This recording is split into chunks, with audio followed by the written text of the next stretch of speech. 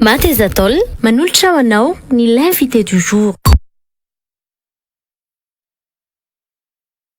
Mateza Tol manolotra anao ireo amin'ny fanorenana maharitra sy mateza amin'ny vidiny tena mirary.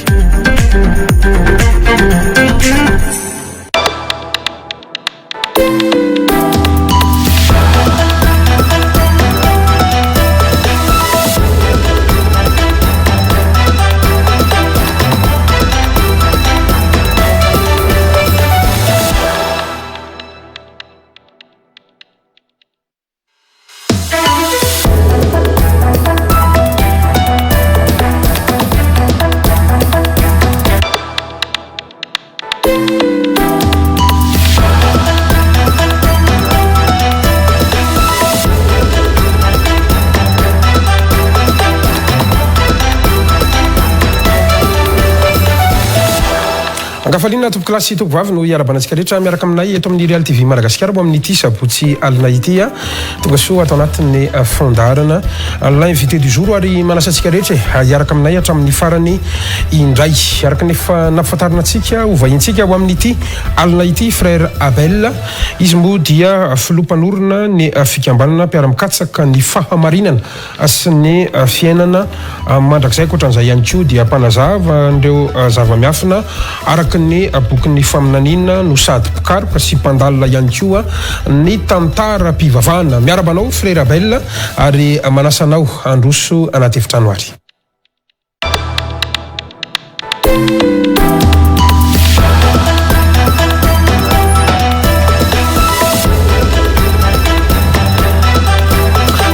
Frère ary misotranao nanakina sain'ny fandarana indray eto amin'ny Real TV Madagasikara ho amin'ity alina ity raha tsy diso ny fitadidiako 20 Desambra 2024 no vahiniko farany teto amin'ny fandarana ianao tafaverina indray ho amin'ity sabotsy aliny fahatelo ny volana jona 2024 ity misotra indrindra nanaiky ny fanasana topoka miarabanao namana Kaskar Fensoa ary mankasitraka nanasa ny tenako hovahiny eto amin'ny plateau anareo amin'ity alina ity miarabantsika ao atokantrano ihany koa na ny eto an-toerana na ny any mifaritra na ny any ivelany zay manaraka n'izao fandaharana manokana ny Real TV zao engany hitondra soa sy fiadanana ho anao izao zavatra resahanay amin'ny rahala zao. Mankasitraka indrindra frère Abel araka ny nambarako teo dia mpanazava ny zava-miafina araka ny bokin'ny faminanina ianao mpikaroka sy mpandalina ihany koa ny tantaram-pivavahana ary filompanorona ny fikambanana mpiara-mikatsaka ny fahamarinana sy ny fiainana mandrakizay anisan'ny tena ahafantaran'ny olona anao ihany koa frère Abel dia noho ianao izay miresaka sy mampianatra ny bokin'ny ina moa no fitsikosikaziny iroga amin'ny ankapobeny moa izy iny tsy tafiditra ao anatin'ny baiboly zay ampiasain'ny kristianina saingy ianao zany dia mampianatra azy iny sy miresaka azy iny idirantsika eo ihany ngambany izy iny ary efa avy eo fa akoatran'izay ihany koa dia nisan'ny mpiresaka an'ireo zavatra maro samihafa zay miteraka hevitra moa eto amin'ny fiarahamonina ny resaka hoe anaran'ny biby 666 nisy fotoana ihany koa ianao efa enko ny resaka ny franc-maçon sy ny Illuminati zany rehetrarehetra zany idirantsika daholo rehefa avy eo fa karazany fampahafantarana kely ihany ngambany zay mba ho fantatry ny any atokantrano foiny ianao vahiniko voalohany teto tena niaraka amina ataontsika hoe fampahafantarana ihany koa ny fivavahana hebreo zay hoentinao ary manao ihany koa andreny fiakanjona hebreo reny za moa gaga kely andraony fa maninona ny tsy manao an'izay fiakanjona hebreo zay frère Abel sa matahotra ho raborabin'ny olona ka tsy masahatra ity amin'ny plateau ary manao an'ilay akanjo to misotranao namana Kaskara raha valiana tsotra ny hoe akanjo ny akanjo ane tsy dia hoe midika hoe inona na inona fa afaka manao ny akanjo rehetra araka ny maha malagasy fa eo ihany koa nefa ny hoe fitafina araka ny fivavahana hebreo dia afaka manao an'izay ihany koa zany amin'ny fotoana rehetra anaovako ny fitafina mahakasika ny fivavahana hebreo. Ny teny ihany koa ianao hoe frère Bella manazava miresaka ny franc-maçon Illuminati sy ny sisa ny tokony ho fantatry ny olona sy ny miaina eto ambonin'ny tany na Madagasikara tsy misy zavatra mitrangy eto ambonin'ity tany ity raha tsy voaresaka ao amin'ny boky faminaniana ary frère Bella dia araka ny efa natsidika teo sady mpikaroka no mpandalina ny boky faminaniana ary manam-pirofo ihany koa ny voka-pikarohana ary efa maro ny mpikambana maro ny olona tonga mpikambana ato amin'ny fikambanana mpiara-mikatsika ny famarinana sy ny fiainana mandrakizay vokatry ny faharisan-dahatra ny olona avy amin'ny voka-pikarohana izay noentina sy azavaina amin'ny onjam-peo sy ny fahitalavitra maro eto Madagasikara. Tsara ihany ahafantarana an'izay indrindra fa isika mpiaino mpanaraka an'izao fahitalavitra izao ao an-tokantranao. Misy fanamarihana vitsivitsy reto frère Bella ny voalohany loha nisan'ny vahiny kotselakory tsako tamin'ny sabotsy ngamba raha tsy diso akoanina rivolala zay anisan'ny laza fa mivoy an'ity fivavahana hebreo ty ihany koa ary nanambara mihitsy izy fa izy mitondra an'izany voalohany teto sy mampiatra an'izany voalohany eto ny akoatran'izay dia sainga ny ainga tao aminy sy andeha ataoko hoe pisoloko ve sa tsy izy ka ny fantaniko hoe ianao ve ao anatin'le miaraka amin'ny koainina rivolala sa tao amin'ny koainina rivolala ianao no nialaka nanangana sekta ho anao manokana manaiky ve zany fa ninazy ny tena izy fa ninao ty tsisy tokoka. Ny zavatra azo valy sy ny resahana ny zava-misy dia zao efa nisy fotoana namaly an'izany satria efa somary nanontany an'izay anao tamin'izany vahiny voalohany teto raha tsy diso tsy misy mpitondra fivavahana izay efa mivoy fivavahana hebreo na miresaka fivavahana hebreo miaraka amin'ny frère Bella fa dia mandeha irery zany raha le hiran'ny artiste zany dia sitrany mandeha sel ity anao ty zany hafa dia hafa le anazy ve samy hafa mihitsiny zany zay ary za tsy mbola niaraka tamin'izay olona ny teny aminao zay ary izy koa mbola tsy niaraka tamiko mihitsy amina zavatra ohatr'izao.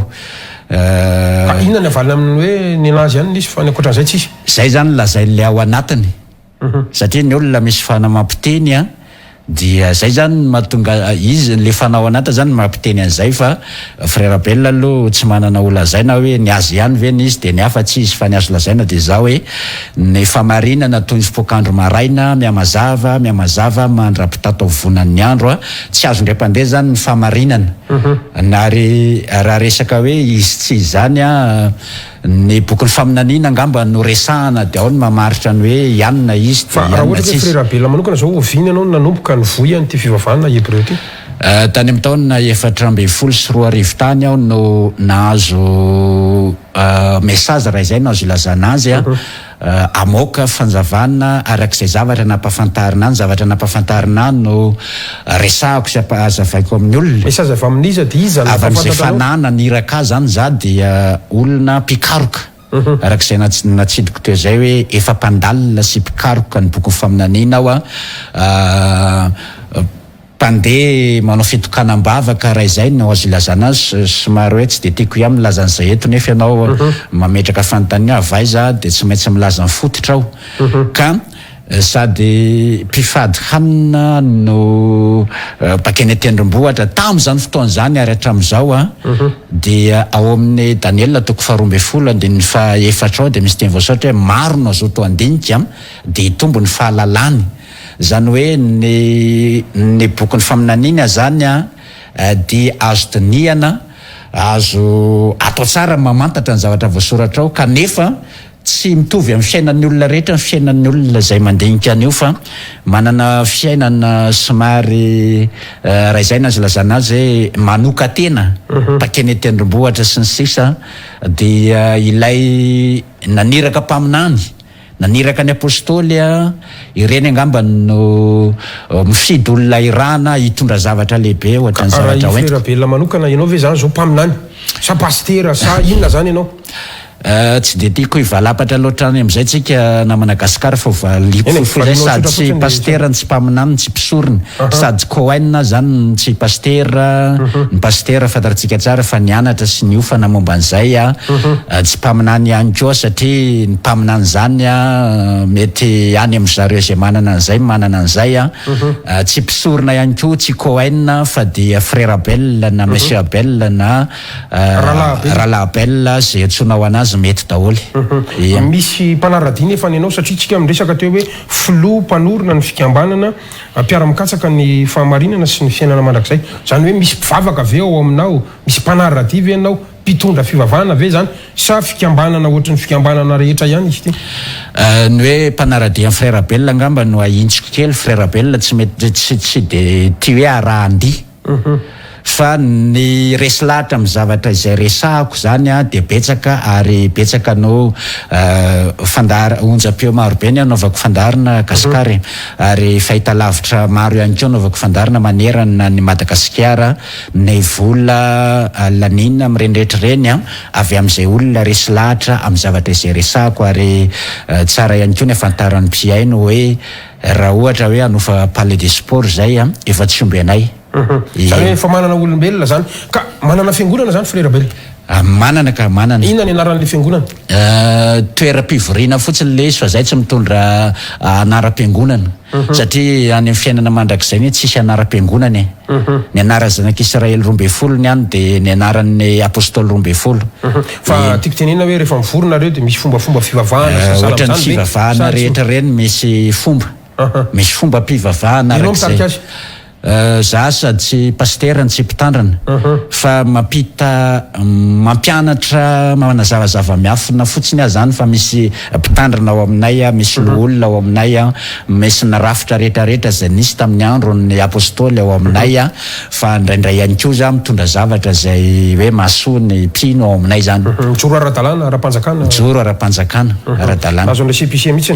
ono ity indray mava fotsiny ty le hoe fivavahana hebreo ty satria ny mampiavaka ny hebreo tena le makany etapitenimbohitra de manao sorona sy ny salam zany ny nareo ve manao an'izay na ianao ve manao an'izay le sorona mitondra sorona mihitsy ny biby sy maro samihafa vonona amin'ireny zavatra zay tonga de tsy nivalin'izay satria ny mpamonjiny efa sorona le vaofantsika teo an-tsatokazo zany no nanolotra ny ainy hosolon'ireo fanatitra sy ireo sorona rehetrarehetra zay natao tamin'izany fotoana zany de tsy manao sorona zany izahay ka tsy nama mifanohitra ihany ve raha hoe hebreo satria ny fivavahana hebreo manao sorona sa iny arakaraka kristianina nge zany nareo zany sa tsy mpanaradian'ny Kristy zany amino fa i Kristina nanao sorona ny zavatra rehetrarehetra izay nataon'ny avindrindra de mandeha araka ny firindrany ka ho anay zany efa tapotra ny sorona fa ny zanany latokana ny zanaky ny avindrindra no natolony ho sorona ao atsika ka de tsy mila fanatitra noho ny ota sy ny fanatitra latra-jatrony fa ny tenany mihitsy ny efa nataony fanatitra hosolon'ireo sorona rehetra reny tsy midika akory hoe kristianina zany fantarantsika tsara sy efa nazavaiko teto fa ny fivavahana hebreo dia tsy manaiky hotononona hoe kristianina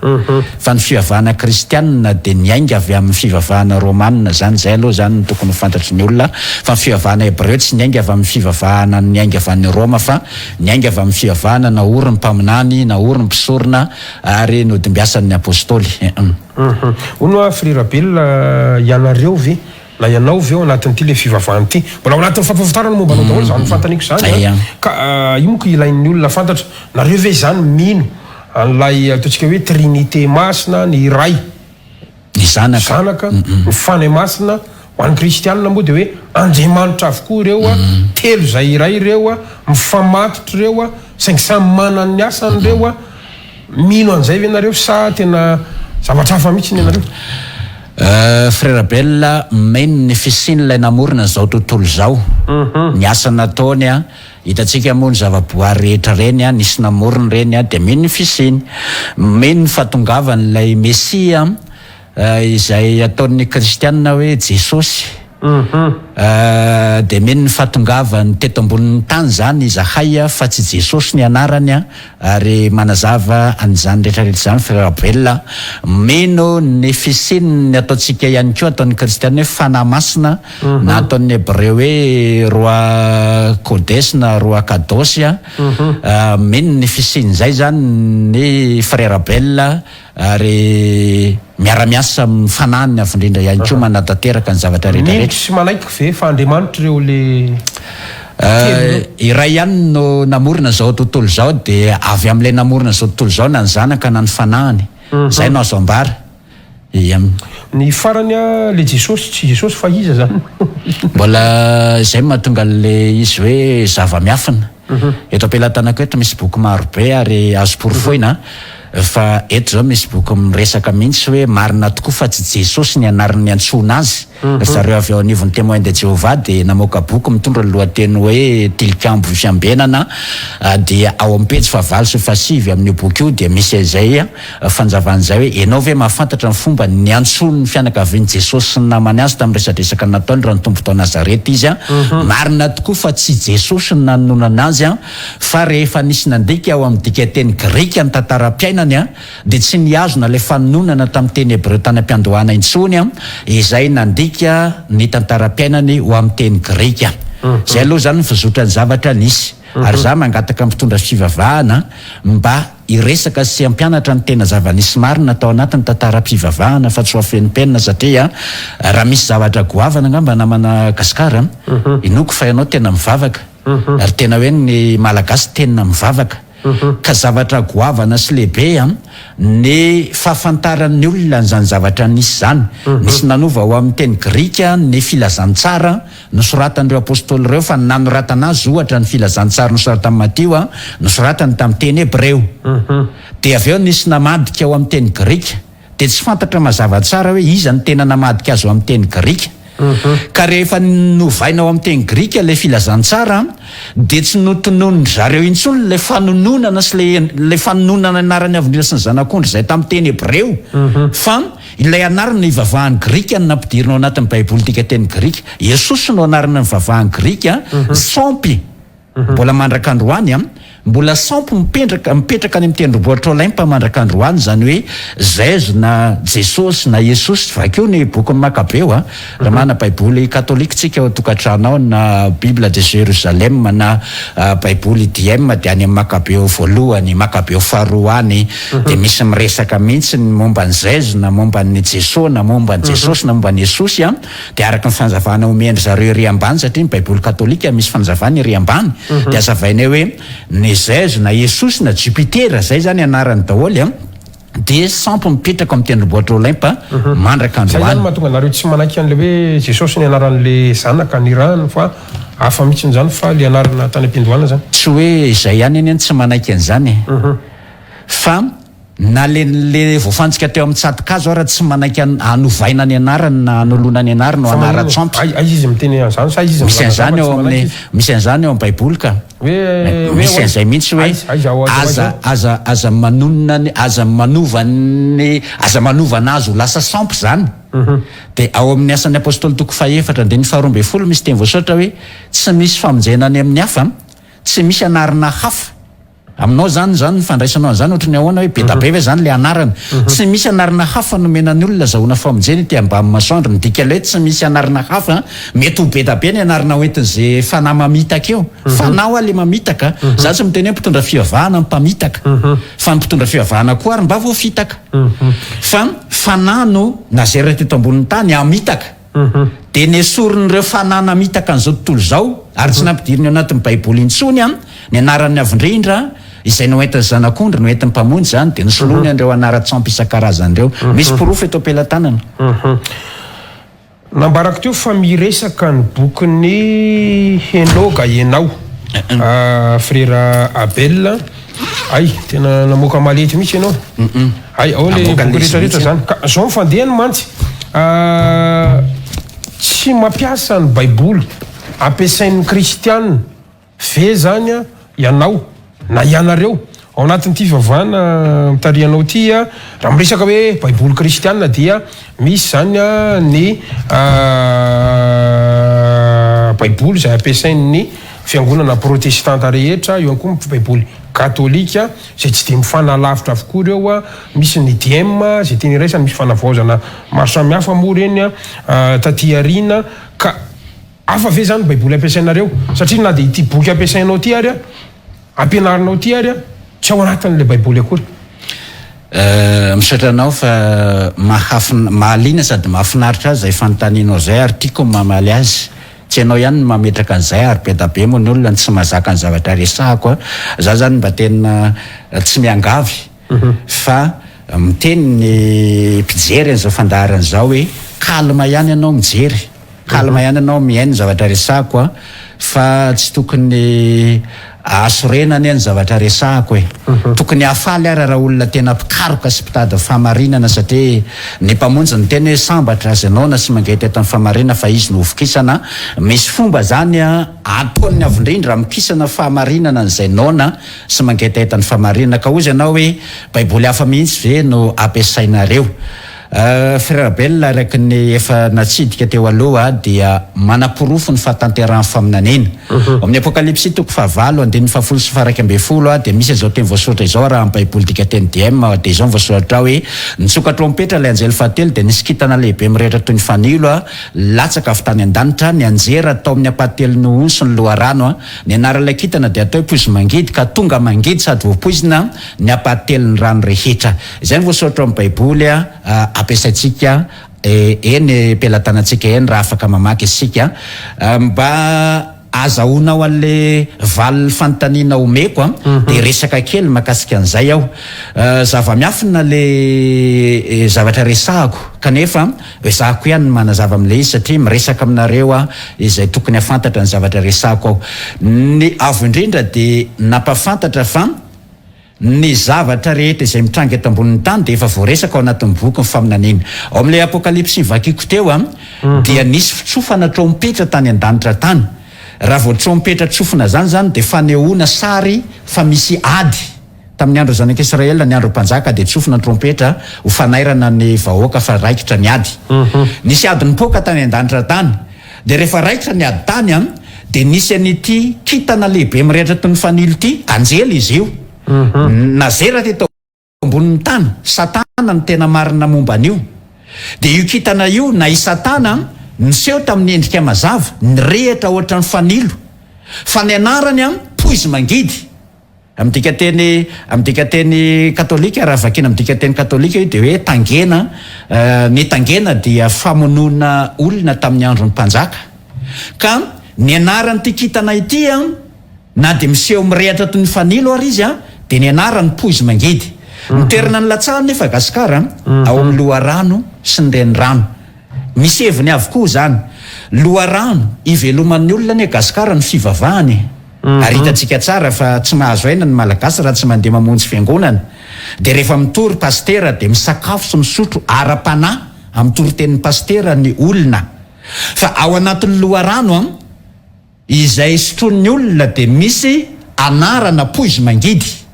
fa ny tena napetrako aminao ary efa fantatrao ve le anaran'le kitana izay atao hoe poizy mangidy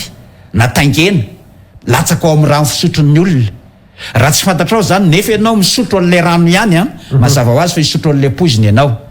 ka i frère Bell zany dia manazava hoe ireto anarana tafiditra ato anaty baiboly reto dia anarana poizy mangidy tsy misy ifandraisany amin'ny anarany avindrindra na ny anarany zanak'ondry ireo anarana tafiditra anaty baiboly ireo ka ny baiboly ampiasain'ny frère Bell mba azahoantsika tsara ny resaka dia mampiasa ny baiboly rehetra manana baiboly hébreu manana baiboly protestant manana baiboly katolika manana baiboly témoin de Jéhovah manana baiboly dika teny grika manana baiboly dika teny latine fa ilaiko an'ireo zavatra rehetra ireo tsara ihany ny afantarantsika zany zany tena ampiasaina zay moa ka le fantaniko hoe mampiasa ve sa tsy Mampiasa ny rehetra mampiasa ny rehetrarehetra Ty zao, inona ny voizinao dia inona ny torinao zany ao anatin'io sa zay metimety kely aminao ato ny raisinao dia zay tsy metimety atsy ajanona atsy dia metimety kely ato ndray sa inona ny antony mahatonga ao amin'io baiboly io tsy misy zavatra hoe metimety kely sy tsy metimety kely zany fa ny zavatra rehetra ao a natao amin'ny fotoanany avy daholy ilaina daholy ny zavatra rehetra ao ka io ny baiboly misy ao dia mampiasa zay ihany koa manana ny baibolinay zany zay zany efa nandika baiboly a izay tsy misy an'ireo anarany diso reo tsony a fa namerenanay ny anarany avindrindra sy anara sanakondry anay mihitsy zany anay anareo izy le anay fikambanana mpiara-mikatsika ny famarina sy ny fiaina mandrak'izay a ampiasainay rehefa mivavaka zay amin'ny teny malagasy adiniko mitondra androany efa manana zay raha misy olona mila dia afaka miantso anay izy zany a ka manana ny baibolinay zahay fa mampiasa ny baiboly rehetra ihany koa izahay satria ianao nge afaka manamarina ny zavatra resako hoe dia fana ny baiboly eto ampiasaintsika raha misy tsy mitovy baiboly katolika zao misy makabeo baiboly dema misy makabeo misy tsodita misy ecclésiastique fa ny baiboly protestant tsisy an'izay ka izay zany ilaina le fampiasana zavatra maro mpianatra any ampianarana hoa mpianatra maharaka ho an'ny manan-katao ny ray aman-dreniny dia manana ny boky rehetra zay ilaina ao ampianarana izy mihoatra lavitra noho ny fianarana ny mpianarana ne ny fikatsahana ny fanjakany lanitra na Madagasikara ka tsy tokony tavozavoza zany ny olona mikatsaka ny fanjakan'ny lanitra fa tokony afantatra ary le marina izay atongavana ny fanjakan'ny lanitra efa nyravain'ny fahavalo dia tsy maintsy manao fikarohana izany mpikaroka rehetra ihany koa dia tsy maintsy manana ny bagaziny amin'ny zavatra ny karohany raha tsaronao frère Abel dia nisy resaka atao teto amin'ny fandaharana zany tamin'ny raika amby roapolo sy roa arivo ianao moa tamin'izay fotoana izay nilaza hoe isy ahoana moa filazanao anazy hoe isy aretana isy adipoka ozy ianao dia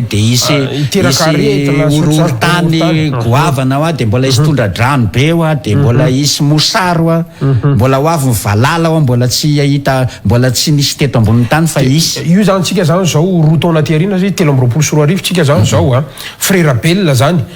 inona am'ireny zany zao nitateraka le ady ve le resaka Ukraine ve zany zao io tsy rehefa manao asa tsy haiko tsy faminanina moa ny antsonao anazy fa inona zany fambara ve sa inona reny a tsy précis mantsy le izy ny olona rehetra manko afaka miteny daholy hoe isy olona ho faty ony amin'ny heritone eny isy olona ho faty olona zao ony amin'ny heritone isy an'izao fa tsy manana précis hoe isy horohorotany ao ananina am'izao fotoana zao raha tena précis am'izao oro zao sy ohatr'izany zany a dia miandry ny olona dia io fa mipoka le izy a tena marina zavatra resan'le rangahy ty ka amin'ny androany zany le horohorotany tany ivelany ve nresanao sa le to Madagasikara ny valala ve le tany Atsirabe sa ahoana ka zay rehetrarehetra zay mihitsy no mba elana amin'le ataontsika hoe mpamilany sandoka lay mpametsifetsy lay pisoloky zany nibetsaka amin'izao fotoana zao a mody manaonao zavatra ohatra zany a isotoman'olona inona ny tanjona angalana vola sy ny maro samihafa omeo anay fa mifanohatra an'izany ianao ny fanazavana ary efa natsidiko teo aloha hoe sady tsy mpaminany aho no tsy mpahita fa mpandalina ny boky faminaniana maro no hitatsika ao amin'ny baiboly ao miresaka loza hitranga eto ambonin'ny tany ary na ny mpamonjy ary ny teny hoe isy firenena hitsangana amely firenena isy fanjakana hiady atrano sy ny sisa isy horohorotany sy ny sisa mpandalina an'izany aho dia miresaka hoe mbola isy zavatra ohatr'izao hitranga ary emafy ny zavatra hitranga satria me antomotra ny fahatongavan'ny mpamonjy eny amin'ny raha hoalanitra maninona tsy précis le izy na ny mpamonjy ary tsy nilaza daty précis rehefa nilaza zavatra ohatra nilaza izy hoe horavany Jerosalema dia tsy nilaza izy hoe amin'ny taona fitopolo Jerosalema no horavany nefa Jerosalema tamin'ny taona fitopolo ny ravan'ny Titus mpitaritafika Romanina fa izy fotsiny teny rehefa hitan'ireo mitsangana rehefa hitan'ireo voadidina miaramily Jerosalema dia efa akaiky mifandravana azy ka ao amin'ny baiboly ihany koa milaza hoe fahendren'ny avindrindra manafinjavatra fa voninahitry ny olona mamata-javatra de tsika zany mila miezaka mamantatra tsisy daty zay fezana famantarana arak'izay fanaony miasa ao anatin'ny olona no ahafahany mahatakatra ny zavatra izay takariny ka ono frère Abel mety afaka milaza zavatra ho avy zany ianao zany zao ho an'ny Madagasikara ny antaniko zany izo tsika ho avy zao mifidianana eto amintsika mety efa misy zavatra azonao ambara ve makasika an'izany androany eto mba ho révélation zany ho an'ny any tokantrano namana Gasikara efa imbetsaka ny nanao antsoavo ny vahoaka malagasy fa io moa ny vahoaka malagasy ataoko hoe tsy de zava-dehibe aminy le miteny le olona miteny aminy satria samy manana mpitondra fivavahana ekena hoe masina raha izay no azoko ilazana azy hoe matoteny fa efa imbetsaka no niteny ary efa tany amin'ny taona 24 tany no namoaka gazety ho an'ny vahoaka malagasy makasika ny resaka politika efa nisy fotoana tamin'izany vahiny teto aminao farany mitondra gazety maro zay efa navoakako nanambarako ny zavatra tokony fipetra raisy ny vahoaka malagasy manana olazaina makasika ny resaka politika satria resaka tena zavatra hoe sarotra ary ny zavatra resahako makasika ny tantaram-pivavahana somary tsotra raha ampitaina amin'ny zavatra resahako momba fivavahana ny resaka politika fa ny azo lazaina amin'ny vahoaka malagasy dia izao aza miantehatra amin'ny mpanao politika aza miantehatra na amin'iza na amin'iza frère Abel tsy mifidy namana Gasikara tsy haiko nisy anenjika amin'izay teniko izay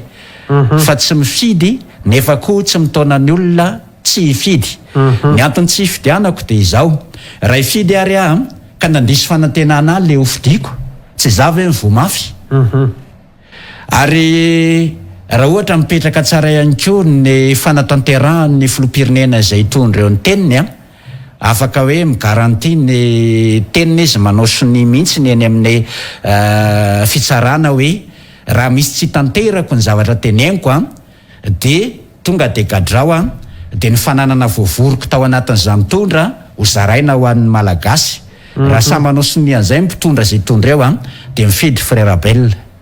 iya ny fanambarana sotra zany tsy ianao zany tsy mahafantatra inona zavatra hitrangy eto amin'ity zavatra resanao zany zao mitovy amin'ny ohatry ny olona rehetra olotsotra ihany miresaka zany hoe tsy de tena misy mahasamy hafa anao aminay ihany zany raha ohatra ka resaka resanao mantsy nefa ny anao mpikaroka ampandalina sy ny sahala amin'izany ao amin'ny apokalypsy toko 17 ao raha mamakytsika sy ny toko 19 dia misy miresaka ny makasika ny mpitondra fanjakana dia voaresako amin'ny apokalypsy toko 19 manoka ny 12 ao hoe misy fanahy maloto mivoaka avy amin'ny vava amin'ilay dragona sy ny vava amin'ilay bibidia sy ny mpaminany sandoka fa na ny demonia ireo dia mankany amin'ny mpitondra fanjakana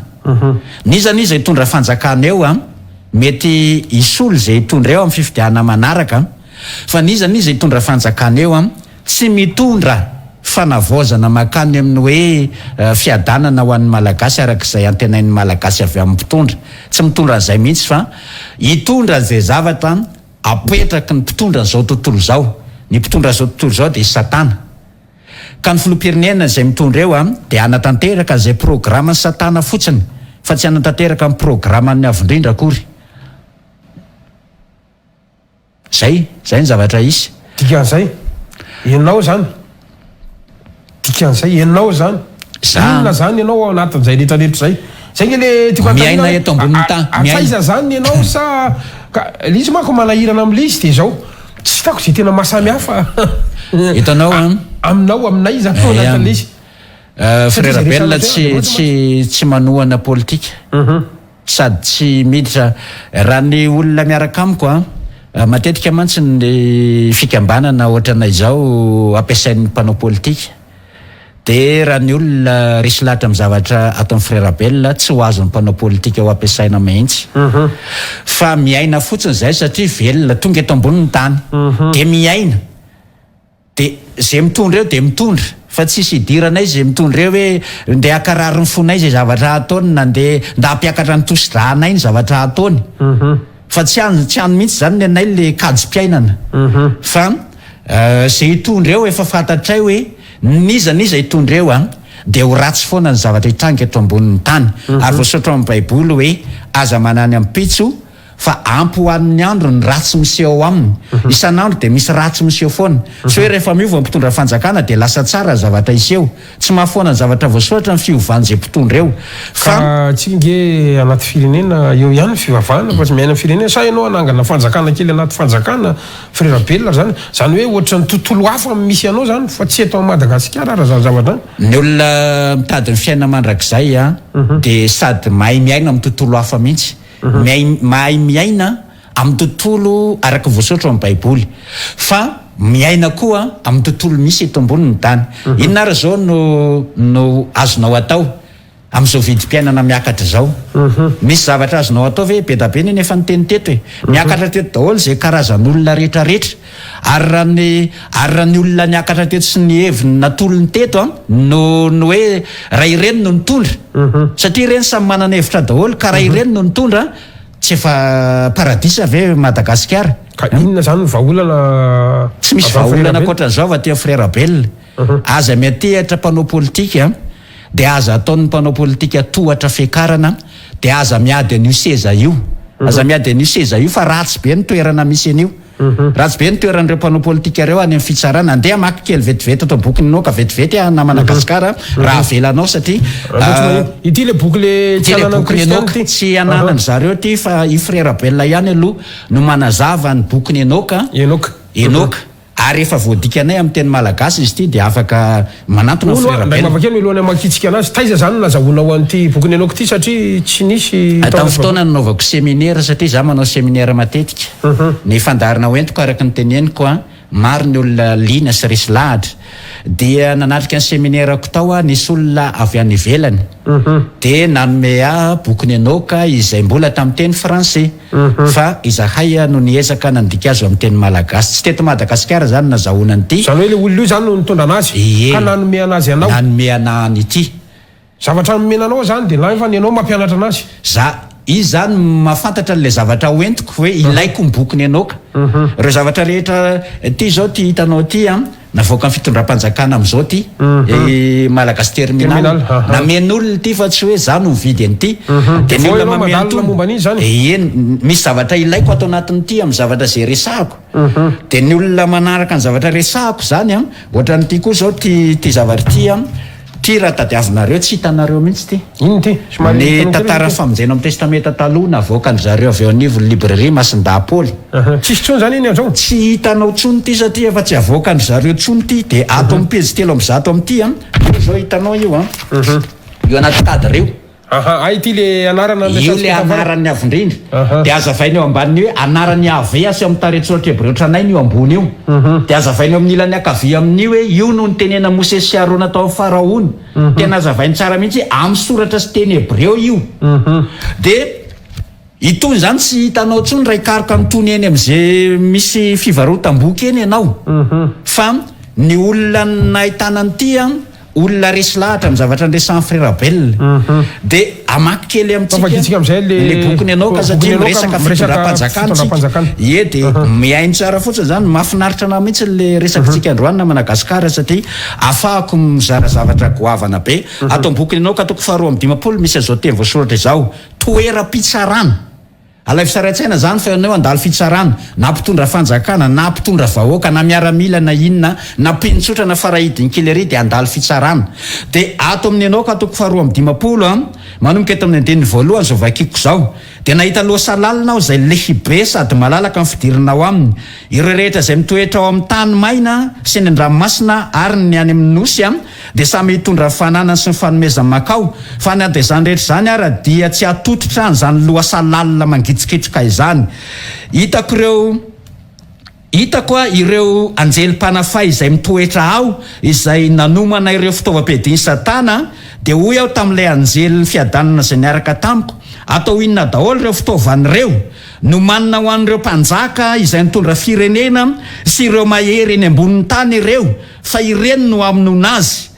de nitodika tany amin'ny ilan'ny tany aho ka nahita lohasagoavana mirehatra afo tao no nitondrana an'ireo mpanjaka amin'ny tany de nahita fitaovana fampijaliana azy ireo toy ny rojo vy mitsingevana eo ambony afo aho zay ihany no azoko vakina aloha. Izy tika ihany koa zany misy tokosy andinina ihany koa Misy ka. boky resanao Misy. tao anaty baiboly ve io zany no nesoriny iza sa ohatrany tamin'ny taona 420 sy telonjato teo aoriana mpamonjy a nisy fivoriana voalohany nataon'ny rain'ny eglizy tany Lodiki izay efa voafehan'ny romanina ny fivavahana tamin'izany efa foana ny fivavahana narahan'ny apôstôly a fa efa fivavahana najoron'ny Constantin no narahana tamin'izany dia tao anatin'izay fivoriana izay a no namoaka lalàna ny rain'ny eglizy romanina hoe tsy azo ampiasaina intsony ny bokin'ny Enoka satria tao anatin'ny bokin'ny Enoka dia miresaka ny makasika an'ireo anjely nidina teto ambonin'ny tany nanambady zanakavavin'ny olona dia niteraka rapeto ao amin'ny Genesis toko fahaenina misy an'izany raha mijeritsika any tokantrano any dia rehefa nidina teto ambonin'ny tany ireo anjely ireo nanambady zanakavavin'ny olona dia niteraka rapeto na nefilima 720 metatra ny avony ny halavany zany avy amin'izay fiterahan'ny anjely tamin'ny zanakavavin'ny olona ireo rapeto izay ireo a no nahatonga ny safidrano rafitinina zany satria ireo rapeto ireo dia nihinan'olona nisotro ran'olona nohan'ireo daholo izay nisasaran'ny olombelona izay tsy nanaiky ny sitrapony dia nohaniny na telo velona dia tsisy olombelona maharesen'ireo dia ny safidrano no hitan'ny avindrindra nafahana nandringana an'ireo voaresaka ato amin'ny bokin'ny Enoka na ny anaran'ireo anjely ireo sy ny andraiky ny tany an-danitra tany dia nitambatra tamin'ny baiboly mihitsy izy ity a nampiasain'ny mpaminany nampiasain'ny mpisorana nampiasain'ny fiangonany ny apôstôly i Joda zao dia miresaka ao amin'ny epistily nosoratany ao ao amin'ny Joda toko voalohany andiny 7:10 dia miresaka izy hoe Enoka koa dia naminany makasika ny fahatongavan'ny avindrindra hitsara nireny ratsy fanahy reny Enoka zany dia misy faminanina nataony Enoka amin'ny toko faharoa Enoka toko faharoa moa raha marina zany a dia raha ohatra hoe baiboly kristiana dia any amin'ny testamenta taloha zany nisy an'ity boky ty no oronam-boky voalohany no i Mosesy no nanoratra ny Genesis i Mosesy zany mbola taranaka tateo arina fa Enoka dia taranaka fahafito alohan'ny Genesis Enoka taranaka fahafito nandimby any Adamo fa voaresaka ao amin'ny baiboly ampiasain'ny kristianina io indray nefa hoe Enoka dia olo marina niary nandeha tamin'ny avindrindra dia tsy ity izy fa nafindran'ny avindrindra any amin'izay nisy azy izay voaresaka ao amin'ny baiboly ka Enoka dia nanoratra oronam-boky izay mitondra ny anarany Enoka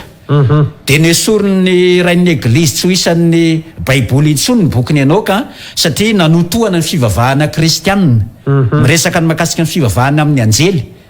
ka raha vao nivoaka ny bokin'ny Enoka dia tsisy nanaraka ny fivavahana najoron'ny romanina dia tsy nasaina navoaka intsony ny bokin'ny Enoka fa tamin'ny taonjato fahavalo ambin'ny folo vao nisy manam-pahaizana nahita ny bokin'ny Enoka tany Andavabato tany Etopia niaraka tamin'ny oronam-boky sasany izay nosorata mpaminany sy ny apôstôly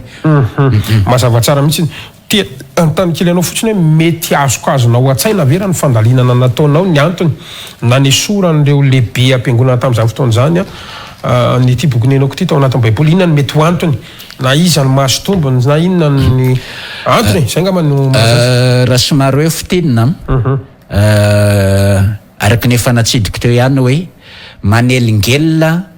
ny fivavahana najoron'ny romanina ny ao anatin'ny bokin'ny Enoka satria mampafantatra an'io fivavahana ny ainga avy any Roma io i fivavahana raha n'izao tontolo izao dia fivavahana ny ainga avy any Roma iza moa no manam-pahaizana afaka anohatra na hoe andahan zany zavatra niresahako zany fa fantatry ny rehetra anie zany ary na ianao raha mahafantatra hoe ny ainga avy any Roma i fivavahana kristianina io ka nanelingelona ny fipetrahany teto ambonin'ny tany zany ny tao anatin'ny bokin'ny Enoka satria inona le zavatra satria reo resaka inona ohatra afaka tenenina reo anjely nidina teto ambonin'ny tany reo rehefa nidina teto izy dia nanangana fivavahana dia natodiny tany amin'ny fivavahana natsangana io amin'izay ny fivavahana dia fivavahana raha n'izao tontolo izao izy amin'ny fivavahana natsangana zany fivavahana amin'izay zao na amin'ny Jesosy na amin'ny Jésus izy amin'ny teny latina Jesus izy amin'ny teny iraisam-pirenena fivavahana ny ainga avy amin'ny fivavahan'ireo anjely ireo zany ary voasoratra tamin'ny bokin'ny Enoka faharoa marina ve ny filazana fa hoe miresaka fanahy na hoe fanahy ny anatin'ny olona ity resaka bokin'ny Enoka ao amin'ny Enoka toko 10:10 tsy ho vakiko tsony fa hofitiniko fotsiny fa ao amin'ny Enoka toko 10:10 dia miresaka fa rehefa maty tao amin'ny safidrano reo taranaka anjely reo rapeto reo na nefilima ny fanahy tao anatiny dia tsy maty tao amin'ny safidrano fa nifindra tamin'ny taranaka Noa indray dia nipetraka mipetraka tao anatin'ny taranak'olombelona zany ny fanahanareo de voasotra amin'ny bokiny ianao ka ny fanahandreo rapetrareo izy de hitondra mosary eto ambonin'ny tany hitondra rety mandringana ngamoa zany zao tsy zavatra misy azoko vakiny eto zany ato amin'ny bokiny anao ka raha ohatra lava fotoana vafeo fotoana mitondra rety mandringana mitondra ady isan-karazany mitondra korotana mitondra fahantrana de fanavy ao anatin'ireo no mipetraka ao anatin'ny lehilahy sy ny vehivavy tsy hita maso inona avy zay le karazana fanahy zay sa arakarak'izay anarana zay hoe fantrany ty fanakorotany ty zay ngereny atao mivavaka hoe nareo zay mahanitra makanesa ty fa hovaina vetivety atao miova amin'ny fiainanareo ka zany nge nisy atao amin'ny bokiny anao ke ao anatin'ny bokiny anao ka tamin'ireo anjelinida teto tanyreo rehefa niteraka de nampianarin'ny olombelona ny fomba famisaviana de misy tamin'ireo indray mampianatra ny fomba famahana famisaviana misy nge zany am'izao misy ariaka na fanafody amin'ny saviana ary mamaly famisaviana tsy misy ve zany gasikara misy tamin'ireo anjely ireo nampianatra ny olona ny fomba fanjonana de misy ny mamahozina de jereo fa misy ne zany le nefilima na le anjely tamin'izany fotsiny tsy hitantsika masotsony fa le fanahy zay mbola tsy maty raha tsy tonga ny andro fatapiera zao tontolo zao anipazana ny afo be le fanahy ny asa tao mbola miasa mandrakandroany ary mitondra fahantrana mitondra nisy arety nandringana olona maro be zao nanery zao tontolo zao miasa ao anatin'ireny nge ny fanahana fahafatesana avy amin'ireo zavatra ireo ny olona no misy an'io fanahy io tsy le olona no nitady azy nanangataka azy sa hoana nazahoana n'le fanahy io aza vao mihitsy zany satria somary alo mitralalina kely mihitsy ntsika firerabelona misy fanahy be deaibe ny tany sainao teo avy am'le anjely de arahany fivavahan'io de sasala am'izany ka ahoana moa ny nazahoan'le olona n'le fanahy raha tsy nangataka izy sa tonga ho azy ao aminy zany sa ohatrany ahoana ny resaka makasika zay fafahana fanahy miditra ao anatin'ny olona zay ny mpamonjy nandroaka fanahy maloto izy de zao ny tenenina rehefa miala ao anatin'ny olona ozy ny fanahy maloto de mandeha makany amin'ny tany foana de mivezivezy any de mitady fitoerana any nefa tsy mahita hitoerana any izy de lasa izy miverina ao amin'ilay olona izay ny alany satria hitany hoe mbola tsisy mipetraka ao anatin'le olona ny fanahy zany tsy mila hoe antsoin'ny olona kiray vao tonga ao fa ny voajanahary zany natao hipetrahana fanahy ny vatantsika olombelona tsy voatery hoe fanahy ny avy indrindra vo resaka atao amin'ny bokiny ianao ka ary ao amin'ny Genesis toko faina koa miresaka an'izany hoe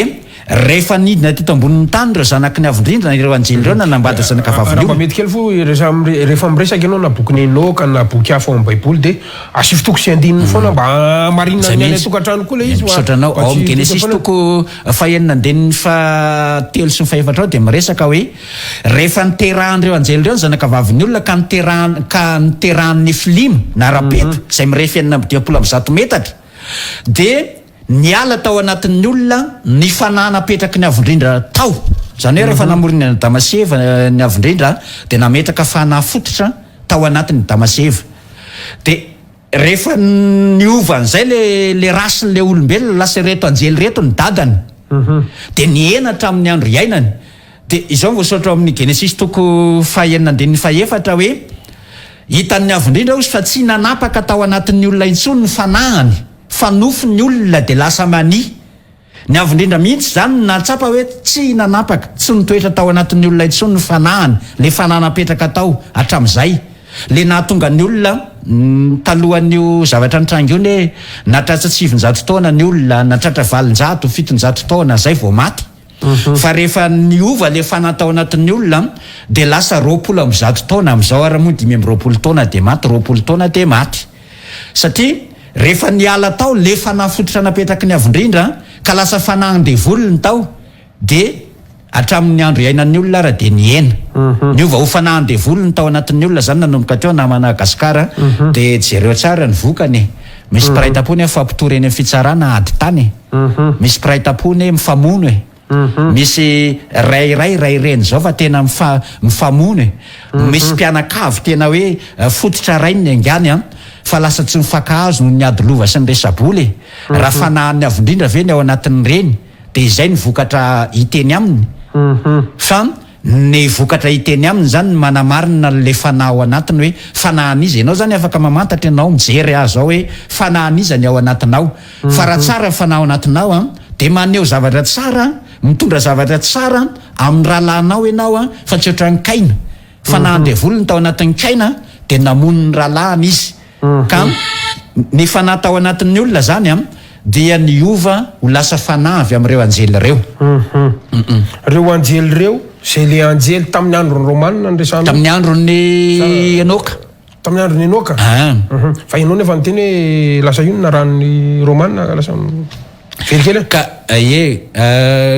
zay mazava miafina le resahako na ianao raha fanina mihitsy raha tsy mifantoka ianao dia fanina fa le fanahy zany tsy maty fa ny olombelona ipetrahany fotsiny miovaova raha ohatra ka miresaka ny zavatra iainantsika amin'izao zany tsika dia ny fivavahan'ny frérabelona ve milaza fa ny anany izy fa tsy izy io anareo frérabelona tsy mpitsara ary tsy olona hoe mpanamary tena na mpandoka tena fa ny fahamarinana tsy voatery aty amin'ny frérabelona manana olona marobe ny avindrindra ampiasainy eran'izao tontolo zao ampiasainy toro fahamarinana fa zao fotsiny ny azo lazaina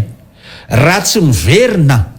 amin'ilay fivavahana fototra zay niainga avy amin'ny fivavahanmpaminany sy ny mpisorona sy ny tombiasan'ny zanak'Israely ny tombiasan'ny apôstôly raha tsy miverina amin'izay tsika dia voafitaka zay ny azo lazaina raha tsoko zany hoe tsy voavonjy le resaka satria nareo ke miresaka fahamarina sy fiainana mandrakizay tsy voavonjy mihitsy raha tsy miverina amin'izay ao amin'izao aiza ny antony sa aiza mipirofo sa aiza ny tena efa maro no entina teto ao amin'izao natoko fahaefatra andiny faharoa amby roapolo zao dia misy teny voasoratra hoe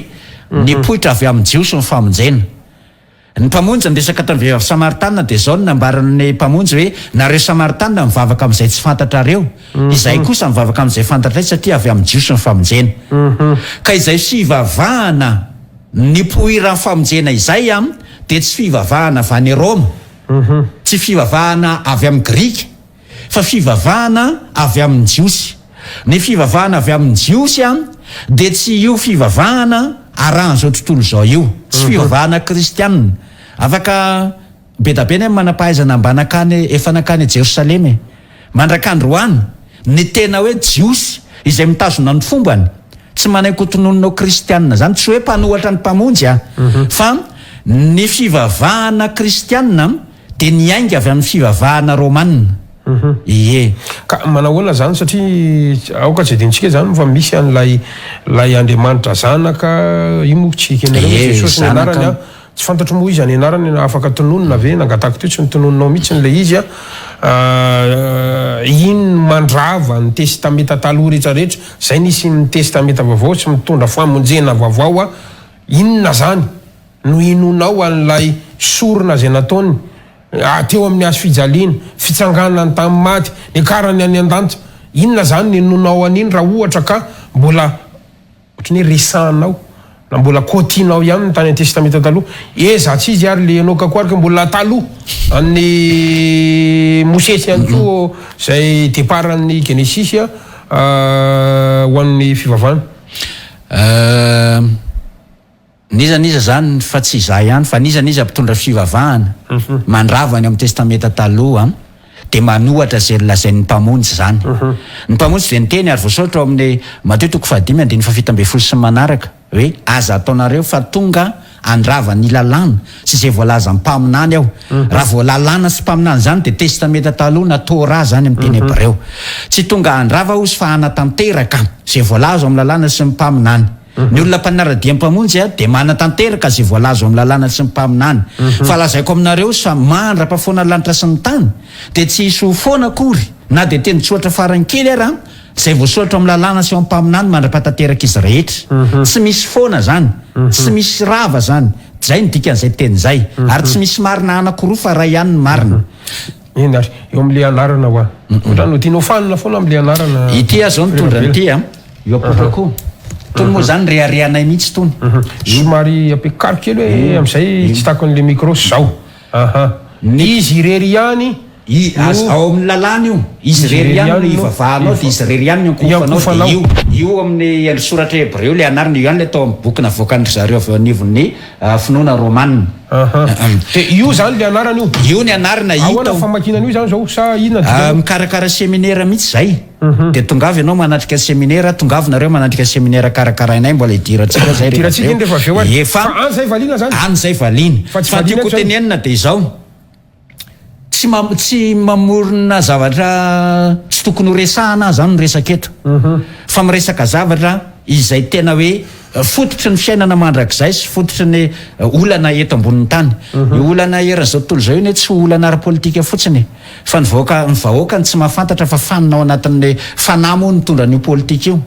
dia ataona fanahy variana ao amin'ny fanaovana politika ao fa ny olana mitondra mamatotra ny eto ambonin'ny tany dia sady olana ara-pivavahana no olana ara-politika zany taona mpitondra fivavahana rehetra mbadin'io dia jereo dia fakafakao ny zavatra resahako fa ireo anarina rehetra zay tafiditra ao anaty baiboly ireo ary maro amin'ireo mpitondra fivavahana na mpitondra fivavahana zoky na mpitondra fivavahana zandrany dia manaiky hoe io apotra frera belio tokoa ny anaran'ny avinindra maro amin'ireny manaiky an'izany fa saingy mampalahelo dia izao tsy ampafantariny zareo any am-piangonana le izy ny antony moa ny mpitondra fivavahana eran'izao tontolo zao ny manaraka ny fandaminana izay apetraka franc-maçon sy illuminati resantsika misy rehefa aveo le fandaminana avao fa tiako tenenina hoe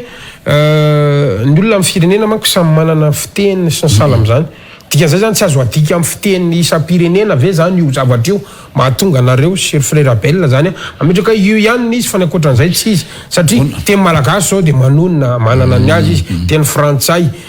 teny anglisy zany de fampiasa teny sinoa ka zany hoe le olona resahana sy le vavana zany mitovy ihany le hevitra sy le eritreretan'le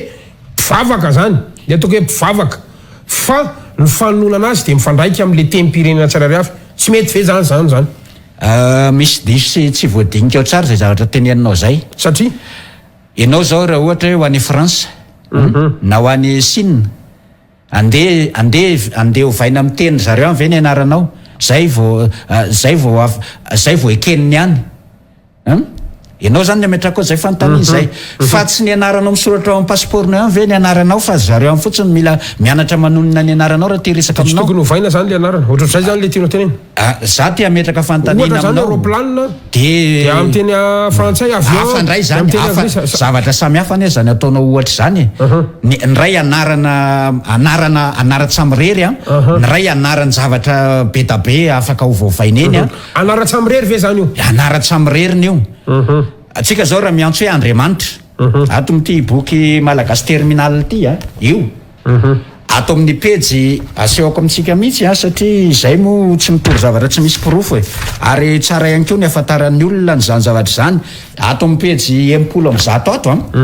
matoro ny fitondram-panjakana mbola mamerina nyty ato fa ao amin'ny boky farma amin'ny terminal misy an'io dia azavainy eo hoe nataon'ny razana malagasy hoe Andriamanitra dia ny razana ndrina ny fatina ndrina natsofokanina doana ary tsy mba niantsona n'ilay namorona zao tontolo zao mihitsy zany Andriamanitra zany fa anarana razana ndrina fa rehefa tonga teto missionnaire avy any Londres andika amin'ny baiboly amin'ny teny malagasy dia namantana ny sivavahana tamin'ny razana ndrina ny missionnaire na missionnaire avy any Londres angeny nandrafitra ny teny malagasy io tamin'ny andron'ny mpanjaka fa tsy io kory ny teny malagasy nampiasain'ny tolo malagasy teto fa soratra arabo araka ny tahirina document eto no teny malagasy ka na ny fivavahana na ny fiteny malagasy zany dia missionnaire avy any Londres nametraka n'io arahantsika io fa ny vatan'ny missionnaire avy any Londres teto dia fivavahan'ny tolo malagasy tamin'ny razana ndrina ary ny anarana zay notononona sy nantsoina tamin'izany zay tsy anaran'ny avindrindra fa anarana ny vavahana tamin'ny sampy dia ny anarana ny fatina ndrina amina doany dia azavaina eo amin'ity boky navoakan'ny malagasy terminal ity hoe ny nataon'ny malagasy hoe Andriamanitra dia ny razana masina rehetra dia rehefa ny dinia mpitondra fivavahana kristianina ny toe-tsain'ny malagasy ny vavaka tamin'ny razanandriana dia no hoe sorony tsoan-drazanandriana intsony voasoratra ato zany a ny anarana hoe Andriamanitra fa natamba nilazana nylay namorona zao tontolo zao dia ny fomba navahana azy amin'ny sampy fotsiny a soratana amin'ny sorabaventy le amin'ny majuscule zany le mba anavahana azy hoe ny akiray sampy raha voasora majinika ny akiray ny avondrindra zany eo anatin'ny baiboly io zany dia zay no hitantsika ao a samy Andriamanitra daholo ny antsona an'le izy na sampy na inona fa ahoana zany hoe Andriamanitra dia teny frantsay Dieu indray resaka avy amin'le sampy maçon iny vavahan'i Constantin iny avy amin'le soleil iny avy amin'le Dieu solis zany iny dia fa le fatinandriana zay nantsona hoe Andriamanitra nasoratana amin'ny sorabaventy ny soramajinika ny hoe gasikary zay ao teneniko foana marina zany ary mbola ampianarana ny ampianarana fa ny malagasy fitaka misy an'le hoe andianana ary zao lasa ohatrany Andriamanitra andianana ary satria fatinandriana ny antsoina an'izany ary voalazato farambola velona mpanjaka dia tsy azo nantsona hoe Andriamanitra fa manompo azy ho faty zany tonga de voaheloka zany raha vao miantso ny mpanjaka hoe Andriamanitra tamin'izy mbola velona fa izy efa maty no antsoina hoe Andriamanitra dia vakeo ny Ezekiel toko 7 atsika ny tokantrano any manomboka amin'ny andenin'ny 7 fa misy teny voasoratra amin'ny Ezekiel toko 7 ao hoe nareo dia nolotonareo tamin'ny fatinandriana ny anarako masina dia nahalany ringana anareo ao noloton'ny zanak'Israely tamin'ny fatinandriana ny anarany avondrindra ohatra ny ataon'ny malagasy io fa amin'izao sisy zao izy any amin'ny 7 sy manaraka any esory lavitra ny fatinandriana dia asitrana anareo amonjy anareo ary anafaka anareo ao asain'ny avondrindra esorina le fatinandriana ka ninonina zany foto-kevitry ny olona satria be da be manana foto-kevitra ohatrany teneninao teo hoe samy manana fiteniny marina tokoa ny zany amin'ny apokalypsy toko 7:7 ao dia milaza hoe nisy vahoaka betsaka tsy tambo isaina avy amin'ny fokom-pirenena sy samihafa fiteny voavonjy any amin'ny fiainana be da be zany ny olona voavonjy fa tsy hoe firenena hebreo fotsiny fa voavonjy ny olona zay mino ny mpamonjy na jiosy na jentilisa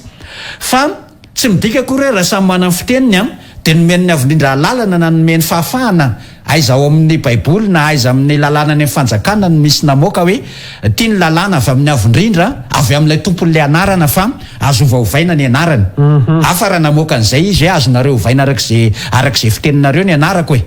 fa aminay mipetraka foana le voasoratra ao amin'ny asan'ny apôstôly toko 4:12 hoe tsy misy anarana hafa akoatra ny ito aseho akoito tsy misy anarana hafa akoatran'io zany nomenany olona zahoana famonjena ary mbola nanamafy ary Paoly ao amin'ny Romanina toko 10:10 sy manaraka manao hoe na jiosy na jentilisa dia iray ihany ny mpamonjy azy rehetra sady manan-karena omena zay rehetra miantso azy izy fa izay miantso anarany avondrindra no ovonjena ity zany anarana tondron'ny faminaniana rehetra zany so dia mba afaka tononao ao anaraka famakinanao manasanao gasikara za manasa mpanao gazety rehetra mihitsy ho tonga anatrika ny seminaire zay ataoko fa tsy afaka tononao tsy anonona ny eto mihitsy satria ity anarana ity ny le natonga ny avondrindra teny hoe aza manononona foana ny anarako tsy azo tonotononona foana io ekatsinge tsy manona foana fa sady fampahafantarina nge zao no etony fampisehoana zao azao manatanteraka le nytenen'ny mpamonjy ao amin'izao na toko 7:15 misy teny voasoratra hoe nasehoko tamin'ny olona zay nomenao ahy avy tamin'izao tontolo zao ny anaranao mampiseho zany zao ataoko zao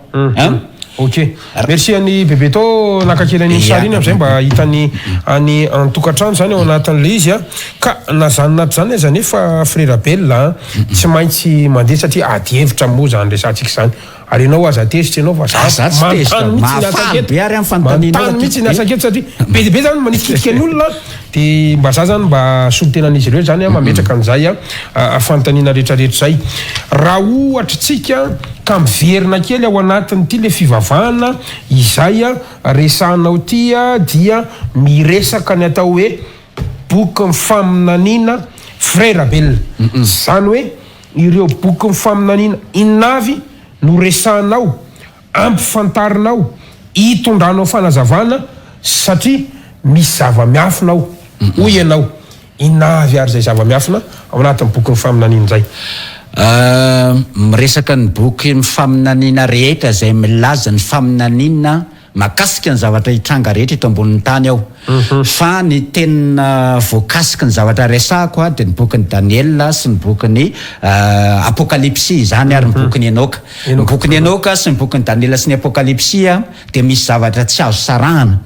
Raha ohatra ny olona manazava boky apokalipsia nefa tsy manana bokin'ny Enoka dia tsy feno ny fanazavany. Satria ao amin'ny apokalipsia zao dia misy miresaka le azonaina hoe ao amin'ny apokalipsia toko 2:24 dia misy hoe sambatra zay manasa ny akanjony ananany fahefana eo amin'ny azonaina. Dia ao amin'ny bokin'ny Enoka dia miresaka ny makasika ny asan'ny azonaina rehefa atsangana mandrakizay le olona. Zany koa nge zavatra mbola misy hoe ao aorian'ny fitsangana maty dia atsangana ho velona mandrakizay zay androa fiainana dia manantona an'le azonaina izy mihinana an'le voany, mihinana an'le voan'le azonaina. Ka miresaka amin'izany eo amin'ny bokin'ny Enoka dia miresaka ny faminaniana amin'ny boky apokalipsia zany satria anao metraka fanontaniana. Ohatra zao apokalipsia toko 13 dia miresaka makasika an'ilay biby diroa mpanompon'ny dragona. Tsy hoe biby mahatsiravina araka ny vaky teny kory hoe horera kory na hoe asehoseho sary le hoe misy ohatran'ny sarina dragon dia misy lohany akofito tsy ohatran'ireny kory le voaresaka ao amin'ny boky apokalipsia fa fanjakana no lazaina hoe biby dia ao. Fanjakana manohana ny satana ampiasain'ny satana. Dia raha vaketsika amin'ny baiboly dika teny katolika dia manazava izy ery ambany hoe ny biby dia voaresaka eto dia fanjakana romanina fahiny amin'ny baiboly dika teny katolika. Ka manazava makasika ny zavatra nataon'ireo biby dia mpanompon'ny dragona ireo zany voaresaka amin'ny apokalipsia toko 13:1 zao hoe le biby dia mpanompon'ny dragona dia nanokatra ny vavany teny ratsy ny anaran'ny avindrindra. Dia ny hevitry le teny hoe miteny ratsy ny anaran'ny avindrindra nanala le anaran'ny avindrindra tsy ho anatin'ny fihavahana intsony, tsy ho ampiasaina intsony. Zay zany nataon'le biby dia. Dia nanolo an'ilay anaran'ny avindrindra anireo anaratsampy isan-karazana ireo. Zay zany ny zavatra nataon'ilay biby dia mpanompon'ny dragona na Madagasikara. Ohatra zany manazava ihany koa makasika ny ovan'ny ny andro ivavahana ho lasa alahady. Satria ao amin'ny apokalipsia toko 13:1 dia hoe ny teny ratsy ny taberna kely ihany koa le biby dia. Resaka ny ao anatin'ny taberna kely zany didy folo. Ao amin'ny Daniela toko 7:5 dia hoe nanova fotoana sy lalàna le biby dia mpanompon'ny dragona. Nisy lalàna sy fotoana napetraky ny avindrindra ho arahan'izay manaraka anazy ka ao anatin'izany ny sabata. Fa novay le biby dia mpanompon'ny dragona io afaka mijeritsika ny boky Révolution Vatican sy ny boky izay mitantara ny asan'ireo fahefana romanina tamin'ny taona 530 sy 500 tateriny mpamonjy nanomboka nandraisan'ny fahefana papaly fahefana feno hitondra ny fanjakana romanina sy hitondra fanjakana maro. Dia tapitra tamin'ny taona 7:7 zay fahefan'ny romanina ny fiain'izao tontolo izao zay tao aorian'ny taona 7:7 zay vao nahazo fahaleovan-tena ny olona afaka manokatra fivavahana arak'izay teny. Tamin'ny taona 900 nisy maro be ihany avy any amin'ny firenena tandrefana niendaka tao fivavahana romanina fa tsy mbola afaka nanangana finoana kory ny fanatsoana fotsiny hoe protestant ireny satria nanohatra ny fivavahana romanina fa mbola tsy nahazo alalana tamin'ny fahefana papaly anangana fivavahana. Fa tamin'ny taona 7:7 vao tapitra ny fahefana romanina ny fiain'izao tontolo izao zay vao afaka nanangana fivavahana daholo arak'izay teny ny olona teto ambonin'ny tany. Ka ny biby dia mpanompon'ny dragona dia nanatanteraka ny asany. Ao anatin'ny asany ataon'ilay biby dia mpanompon'ny dragona nanala le anaran'ny avindrindra dia le nasehoko teo dia nanolo ny toerana rehetra misy an'io anaran'ny avindrindra io ho lasa anaratsampy. Raha vakina ny baiboly dika teny latina dia lasa Deus sy Christus sy Rezus ny ao anatin'ny anarana ao anaty baiboly. Nefa tsy misy an'izany ao amin'ny dika teny hebreo. Zay tsy misy ifandraisany tsy hoe ty anarany ty ny lasa hoe rehefa nadika amin'ny teny latina dia lasa Deus na lasa Dieu. Fa tena hafa sampy ny vavahany romanina le nantsony hoe Dieu nantsony hoe Deita amin'izany fotoana zany na Deus ny sampy ny vavahany romanina zany nitondra zay anaran'izay. Ka manazava an'izany frère Abel ary mangata kely mba hiverina kely zomena indray ty sary avoakako manaraka ty. Hoe bebetô io bebetô no makanazy satria ny tena manapirofo zay indrindra mantsy tena marina mba tsy rorosaina ny olona dia porofona mihitsy ty misy boky navoakan'ny romanina izy ty mety tazana ve kalova someny bebetô kely avoakany kely somary tsatra ve bebetô ahoatra atodio amin'izay ary fiangonana tany am-piandohana zay lohateny eo tamin'ny andron'ny apôstôly sy ny asan'ny apôstôly. Dia sokafaka ato amin'ny pejy eo ihany ianao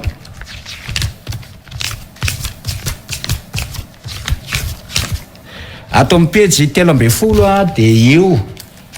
io anaty cadre eo misy sariny Jupiter na Zezo. Dia azavaina eto amin'ity hoe Jupiter na Zezo izy na rain'ireo fanahy rehetra mipetraka any amin'ny tendrombohitra Olympe. Sampy zany izy io. Sampy izy io ary mipetraka vongana zany io am'izao. Sary vongana mipetraka any Olympe izy io ary mipetraka ao anatin'ny olombelona ny fanahany io. Zay no zavaina eo. Misy ny fanahany io daholo ny ao an-trano ao fanahany Zezo na fanahany Jesosy. Dia tezitra be ilay olona mihaino zany fanjavako zany mbola eo ihany fa zavatra vetivety misy tsy manino. Dia hito koa mbola misy izay izy tony moa tany anatin'ny internet no nalana io.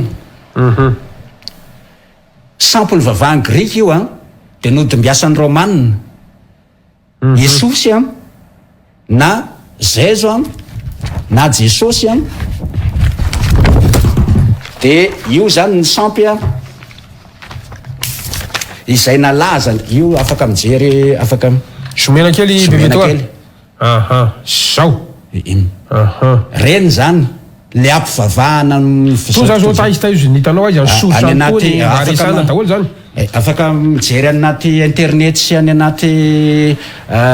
tambajora-tserasera rehetra antsika fa any misy an'ireny ary tsy izay ny namoaka antony fa manam-pahaizana isan-karazany avy any ivelany ihany koa mamoaka ohatr'izao zavatra resahako zao hoe raha vao miresaka anaran'ny avo-indrindra zany sy manam-pirofo fahadisoandreo anarandreo dia tsy maintsy voaresaka ireo anaran-tsampy ireo. Tsy sanatria koa ry namana gasikara hoe manan-korotan-tsaina ao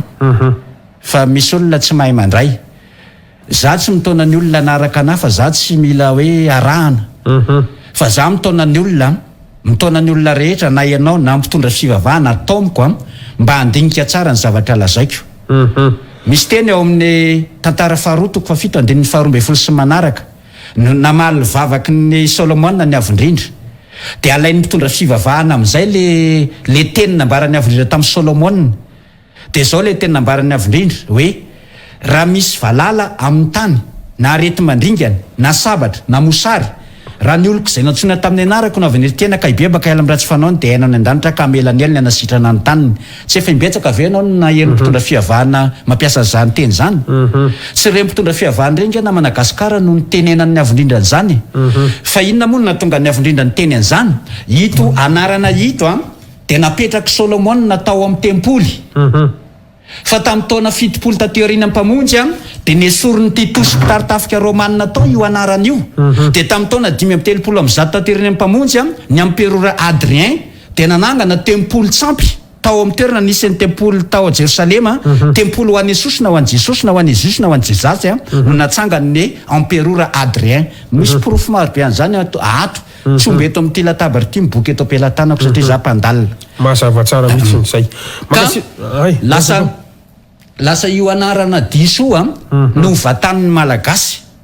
Ary araka voasoratra amin'ny apokalipsy efa vakiko teo apokalipsy toko 7 sy manaraka hoe anaran'ilay kintana izay poizy mangidy io anarana io. Lasa io anarana poizy mangidy io latsaka atao amin'ny loharano sy ny renirano io anarana io lasaka ao anaty fivavahana latsaka ao anaty baiboly misy an'io anarana io ao anatin'ny baibolinao anaran'i Jesosy na anaran'i Jesosy izay anara-tsampy nivoaka avy any amin'ny fivavahana Grika sy ny Romanina dia lasa io no vatantsika gasikara.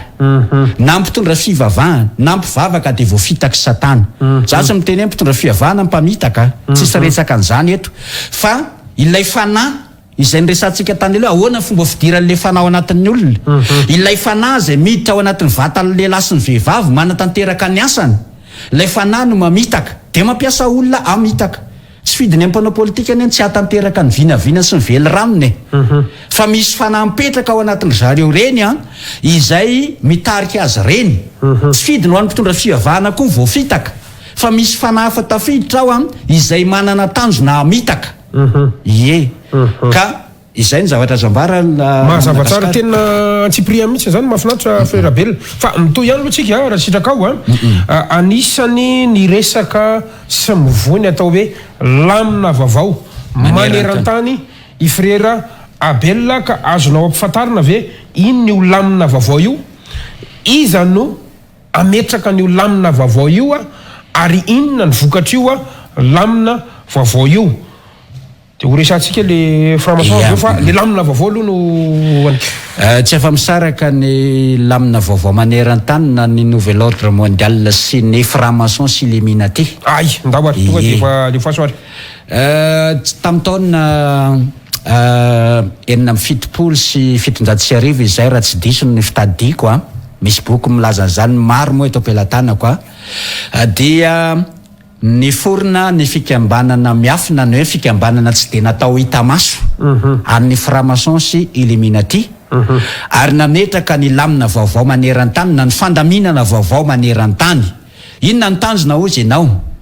ny tanjony zareo a dia ny ametraka fanjakana tokana ifehan'izao tontolo zao a ary ametraka ny fivavahana tokana arahan'izao tontolo zao de ny fivavahana manaraka amin'ny fivavahana na rano romanina zany zany hoe mivavaka amin'io anarana io a de ny andro ivavahana ny andro alahady na ny andro masoandro zany andro masoandro aloha zany io andro alahady io zany natonga azy hoe hitondra anarana hoe sonday na ny dimanche zay zany a izay midika hoe andro ny masoandro ao amin'ny révolution vatican page ao amin'ny boky révolution vatican page 5:7 page 3:30 page 4:30 a de manazava ry zareo namoaka ny boky iny hoe ny emperora Constantin a no namoaka voalohany ny didy sy ny lalàna nandidiny olona ivavaka amin'ny andro masoandro ka navoaka ny lalàna natao petadrindrina fa tsy azo atao tsony manaja sabata fa tsy maintsy manaja ny andro be voninahitry ny masoandro zay narahan'ny mpanompo sapy a ny mpivavaka tamin'ny taonjato fahatelo no nisy an'izany na Madagasikara de io lalàna navoaka ny Constantin io sady lalàna ao amin'ny lalam-panorena ny fanjakana romanina de io ihany koa efa neken'izao tontolo zao io a efa nankatoavina iraisam-pirenena ny fivavahana amin'ny andro alahady ho an'ny fitsarana fa mbola miandry ny petraha lamina vaovao maneran-tany fotsiny a de ho avoaka amin'ny fomba ofisialy maneran-tany hoe tsy maintsy manaja ny andro alahady ho an'ny mpivavahana ny mpivavaka rehetra fa zay tsy afaka manaja an'izany de tsy afaka misokatra intsony ny fiangonana de ho tanteraka le hoe tsy azo mividy tsy mahazo mivarotra amin'izay fotoan'izay raha vao tsy manana ilay marky ny anaran'ny bibidy zava-miafiny zany a afaka iza zany reo le mitondra an'lizy reo ny franc-maçon rehetra ve zany tompony ny franc-maçon rehetra ny franc-maçon sy ny illuminati indray a dia fitambaranareo mpitondra fanjakana ambony a sy manambola eran'izao tontolo zao a izay afaka mamatsy vola amin'ireny ady ohatra hoe ady tany Ukraine sy Russie reny zao de misy mpitondra misy mpanambola mamatsy reny de ny franc-maçon sy illuminati a mametraka zavatra eto ambonin'ny tany zany mametraka korotana aloha raha zany azy ilazana azy mampiditra krizy de mba atongavany zareo amin'ilay tanjona hitondra vahaolana mahomby de ny vahaolana mahomby entindry zareo a ny fametrahana lamina vaovao maneran-tany fa tsy ilaina tsy hisy tsony zany zany hoe samy manao fandaminana zany ny fanjakana sy ny firenena tsirairay na hoe samy manaraka an'izay tiany atao fa tsy maintsy manaraka ny fandaminana miainga avany amin'ilay fanjakana tokana hitondra an'izao tontolo zao ny zavatra isy ao amin'ny lamina vaovao maneran-tany a araka nefa natsidiko teo a ny fitondram-panjakana tokana amin'ny fian'izao tontolo zao ohatra ny tamin'ny andro romanina fian'izao tontolo zao e miainga avany ny fanjakana foibe ny lalàna de manaraka fotsiny fitaovana fotsiny zany zay filoham-pirenena ty ambany fa ny avany amin'ny foibe no arahana de mpanatanteraka ny aty ambany ovina ny eritreretan'zareo araka nefa nyresantsika tany aloha hoe tsy manana daty précis tsika fa ny azo ambara de zao a efa 200 taona mahery zay nametrahany zareo foto-drafitra asany ary misy eto Madagasikara eto ohatra hoe banque mondiale manaprofo zany tsika za tsy menatra miteny ary samy teny a tsy haiko hoe sy anentsika ve amilazany zany fa ohatra ho zany hoan'ny eto Madagasikara ohatra hoe lalàna iraisam-pirenena lalam-pifidianana iraisam-pirenena zao tsy io lalam-pifidianana io lalam-pifidianana tamin'ny andro mpanjaka fa ny foanana daholo aloha zay zavatra manohitoana tsy atongavany franc-maçon sy illuminati ao amin'ny tandrony de mifoanany zareo de napetraka ry zareo itsika ne ohatran'ny reny hoe tsy hoe ohatra fa laloviny vazany itsika laloviny vahiny tsika ary iza moa ny mpitondra politika tsy miaiky hoe tsika mbola zanatany ihany fa anarany fotsiny maleo teny ratsy ve zany ny fikambanana miafina sy illuminati sy franc-maçon ty raha ny fahitana raha ianao zao nametrahako hoe raha satana ve no fantatra hoe satana no ambadika ny zavatra kiray de tsara ve ny afaran'izany fa izay no ambadika ny franc-maçon sy illuminati satana amin'ny fian'izao tontolo zao asa raha tadiditsika tsara voasaotra amin'ny filazantsara soatany likoa zany any amin'ny liko atoko faevatrany a nisy fotoana ny mpamonjy a nalainy satana fanahy de zao nataony satana naseho any amin'ny mpamonjy daholo ny fanjakana rehetrera zao tontolo zao sy ny voninahitra de hoy satana hoe omeko anao avokoa zao fanapahana rehetra zao ambany voninahitra fi fanatolotraka zay tiako omena azy no omena azy a ka raha menkoaka indre-pandeha tao anatrehako anao de ho anao zao fanapahana rehetra zao ambany voninahiny ny mpamonjy moa tsy azony fa mpitondra fanjakana azony satana ny mpitondra fanjakana de nameny satana ny mpitondra fanjakana ny fitondram-panjakana ie raha ohatra ka miresaka ny Madagasikara tsika efa betsaka ve ny eto manahoana ny mety zava-miafina fantatrao makasika betsaka ny fantatro fa tsy afaka lazaiko eto akoatran'izao tsy misy a mpitondra fanjakana afaka miala amin'ny lamina vaovao maneran-tany zay ny azoko lazaina tsy misy nizanizy rehefa tonga amin'ny fanjakana ohatra hoe frera belona ohatra ny lasa filoham-pirenena de tsy afa-miala koa ianao za tsy ho zany mihitsy a satria le tenin'ny mpamonjy ny fanjakako tsy eto ambonin'ny tany ka ny fanjakanay zany zay no azoko ilazana azy mba tsy ilazako hoe atsika raha miara-dalana aminay anao am'le finoana de mety azoko tenina fanjakatsika zany hoe zay nareo koa zany tsy tafiditra am'le fanjakana zany raha miara-dalana amin'ny fivavahany zanak'Israely ie fa tsy miara-dalana am'le fivavahana ny angavany Roma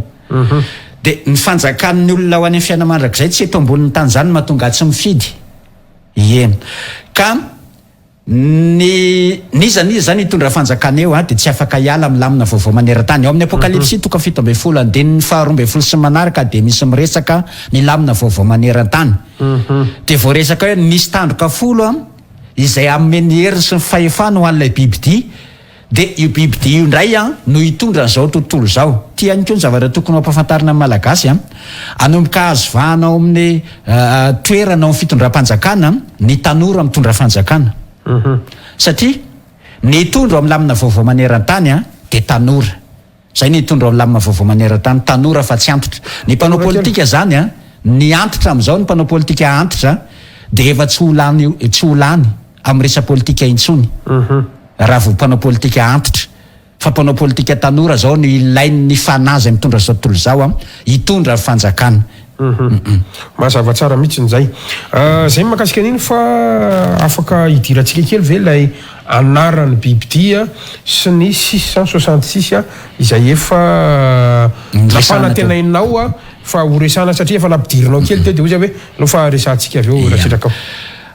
ity anarana izay efa nasehoako teo ty a mbola averiko aseho ihany a azafady kely cameraman mba zoomena kely indray izy ty a ity anarana ity a dia manome 620 ny taremarika finosiny rehefa ataony fanisana amin'ny apokalipsy toko 17 andininy fa 9 sy 17 de misy teny voasoratra hoe ny olona rehetra na ny kely na ny lehibe na ny manan-karena na ny malahelo na ny mpanompo na ny tsy mpanompo a de ampandraisy le bibidia marika eo amin'ny andra sy amin'ny tanakavanana ilay marika dia ny anaran'ny bibidia ity zany anarana mamena 220 zany rehefa ataony fanisana amin'ny fampianarana rehetra azonao azavazavaina kely ve aloha le mécanisme an'izay le fanisana sy amin'izay koa raha mamaky ny baiboly dikateny diem tsika mamaky ny baiboly dikateny diem de ao amin'ny apokalipsy toko 17 de misy fanampina fanazavany ery ambany ery hoe mba azahoana mamantatra le anaran'ny bibidia de atambatra ny taremarika finosin'ireo litera nanoratana le anarany ity anarany ity zany litera nanoratana azy averiko apotra indray satria tsara ny afantarantsika an'izany litera nanoratana io anarany hoe Jesus na Jésus io ny litera tsirairay indray a ianao mafantatra an'izany a misy ny atao hoe valeur numérique na code numérique ary ny code na ny valeur numérique ny litera dia isa zay no code na valeur numérique ka ny isa finosin'ny litera tsirairay nanoratan'io anaran'io rehefa atambatra ohatra hoe ny finosin'ny litera J zao ohatra hoe 270 ny code numérique na 45 de ny E hafa ny code numérique de atambatra zay a de manome 666 ny taremarika finosiny a tongava manatrika ny séminaire na ianao raha tena asaiko a mba hanatrika an'izay séminaire atotosaina izay zany hoe le 666 ve zany ny zavatra ratsy ve sa hoana aza voasara mariky ny anaran'ny bibidia le izy araka ny voasoratra amin'ny apokalipsy toko 17 andininy fa 20 hoe eto ny ilaina ny fahendrena aoka zay manan-tsaina nisanisan'ny bibidy fa fansan'olo zany ary 960 no isany. Io le 960 io ihany ve le fandraisany pasteur Mayol tany amin'ny taona 2000 faraparany 70 tany. Io ihany no efa tsy izy ihany fa nanangana voalohany ny fiangonana Jesosy mamonjy ara dia efa niresaka an'io 960 fa le fanjavana fotsiny tsy mitovy. Ny an'zareo tamin'izany le hoe Vicarius Filii Dei manome 960 ny taremarika afinosiny manome an'izay tokoa le Vicarius Filii Dei rehefa ataony fansana zany amin'ny teny latinina sy ny sifra latinina zany rehefa décodeny iny dia manome an'izay ka tsy le Vicarius Filii Dei akory no ivavahan'ny olona rehetra eran'izao tontolo zao fa ilay anarany hoe Jesus Christus Filii Dei. Zay koa zany tsara ho fantatra hoe ny anarany hoe Jesus Christus Filii Dei dia anarana napeta Constantin tamin'ny fivoriany niaraka tamin'ireo mpanompo sampy rehetra tamin'izany fotoana zany nitady marimaritra iraisana satria araka ny tantara i Constantin dia mpanao politika tena hoe galifantsy mahay mailo malina manampahaizana dia fantatry Constantin hoe ny ahatonga amin'ny fanjakana haritra atambatra ho ray ny fivavahana dia tsy azo tezana ny fivavahana ny sain'ny olona dia natambany amin'izay ny fivavahana indiana i Krishna. Tsika maharaka tsara fa mbola mivavaka amin'ny Krishna ny akamaroan'ny indiana mandraka androany. I Krishna nadika hoe nantsona hoe Kristus amin'ny zareo latinina amin'ny Kristos izy amin'ny grika. Dia natamba ny fivavahan'ny indiana dia nen'ny Constantin Diosolis na Andriamanitra masoandro zay no azo ilazana anazy dia indray no natamba ny taoko dia nen'ny grika Jesosy na Jesosy na Jesus natamba ny tao satria ireo firenena matanjaka tamin'izany ny grika dia ny aziatika ny firenena matanjaka tamin'izany ka mba tsy hadiavan'ireo ntsony hanafika ny romanina dia natambatra ny anarana ivavahana dia nanome hoe Jesus Christus Filii Dei izay rehefa nylefy moa ny teny latinina satria ny teny latinina no teny velona ny raisan'izao tontolo zao tamin'ny andro romanina fa rehefa nylefy ny teny latinina tamin'ny andro ny Lutera nanana trano printy dia fanaova printy dia nanomboka nisy nandika ao amin'ny teny Alemanina izay ny baiboly dia lasa nadika i Jesus le Jesus dia avy amin'izay koa ny avian'ny fandikanana azy hoe Jésus Christ fils de Dieu fa ilay hoe Jesus Christus Filii Dei no original niny ary manome 960 ihany koa iny taremarika finosiny anarana iny izay mariako hoe tona fa anarana sampy izy iny za tsy miteny hoe tsisy le namorona zao tontolo zao tokony ho falina reo mpijery mpanaraka an'ity fandariny ty misy samijoro fa se inany zao ijoroko zao na Madagasikara ary za koa tsy matahotra satria fantatro zay inoko fantatro zay naniraka le naniraka no ao ambady koa zany dia tsy matahotra mihitsy mitondra zao tsy hoe mila ady koa nefany fa tena hoe te ametraka tsara mihitsy hoe avoay ny marina azo afenina intsony marina momba tantaram-pivavahana fa tsy azo afenina intsony izy eo ary efa mandeha izy zany hoe mino ianao ilay naharin'ny lanitra sy ny tany mino zanany zanany mpamonjy ary mino ny asan'ny fanahany ihany koa zay le anankiteny resantsika fa ny fiantsona sy ny soratra ampiasaina azy no zay nitondranao fanazavana eto ary zay moa no mampazava izy ny fandarantsika ihany koa Frera-Belona misokatra ho an'ny olona rehetra ka fa tsy hoe ny avatsy ihany lazaroa mametraka an'izay ataontsika hoe fahasamy hafa an'izay ny mpijery no mamakafaka zay mety aminy mandray zay mety aminy sy manaraka an'izay maha resy lahatra anazy ny anaran'ny bibidy zany dia mifandraika amin'izay 666 zay mazava tsara zay rehetrarehetra zay mandeha ny fotoanantsika Frera-Belona raha sitrakao aloha satria be dia be mifanontaniana tsy mbola mahafapo mivaliny dia ozy ianao hoe mamonjy séminaire ka anisan'ny antony anankiray ihany koa nanasana anao ny séminaire lehibe izay ataonareo etsy Ikanja Mbohimanga kely raha hampitso alady so adintsika fa efatra ny volana jona ahoana aloha makasika an'izy io sy ny tsara fantatra momba an'izy io Frera-Belona mankasitraka namana Gasikara fa mahafinaritra ny tafatafatsika ny fotoana mandeha be tsy azo ivalaparana tsy azo tazomma mikarakara seminaire goavana izahay ary efa lasany amin'ny mpanao gazety rehetra any koa moa ny fiantsona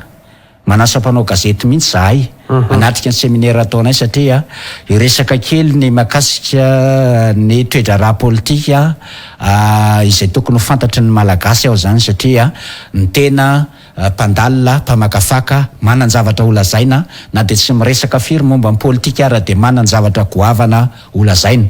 eo ihany koa ny fiantsoko ny mpitondra fivavahana rehetra efa niantso teto na Madagasikara tamintsika amin'ny raha lafarany iny fa zao dia miantso mihitsy ny mpitondra fivavahana rehetra na mpitondra fivavahana zokony amin'ireo fiangonana zokony ireo na ireo mpitondra fivavahana zandra izay ataon'ny olona maro hoe mpitondra fivavahana amin'ny sekta dia miantso anareo frère Bella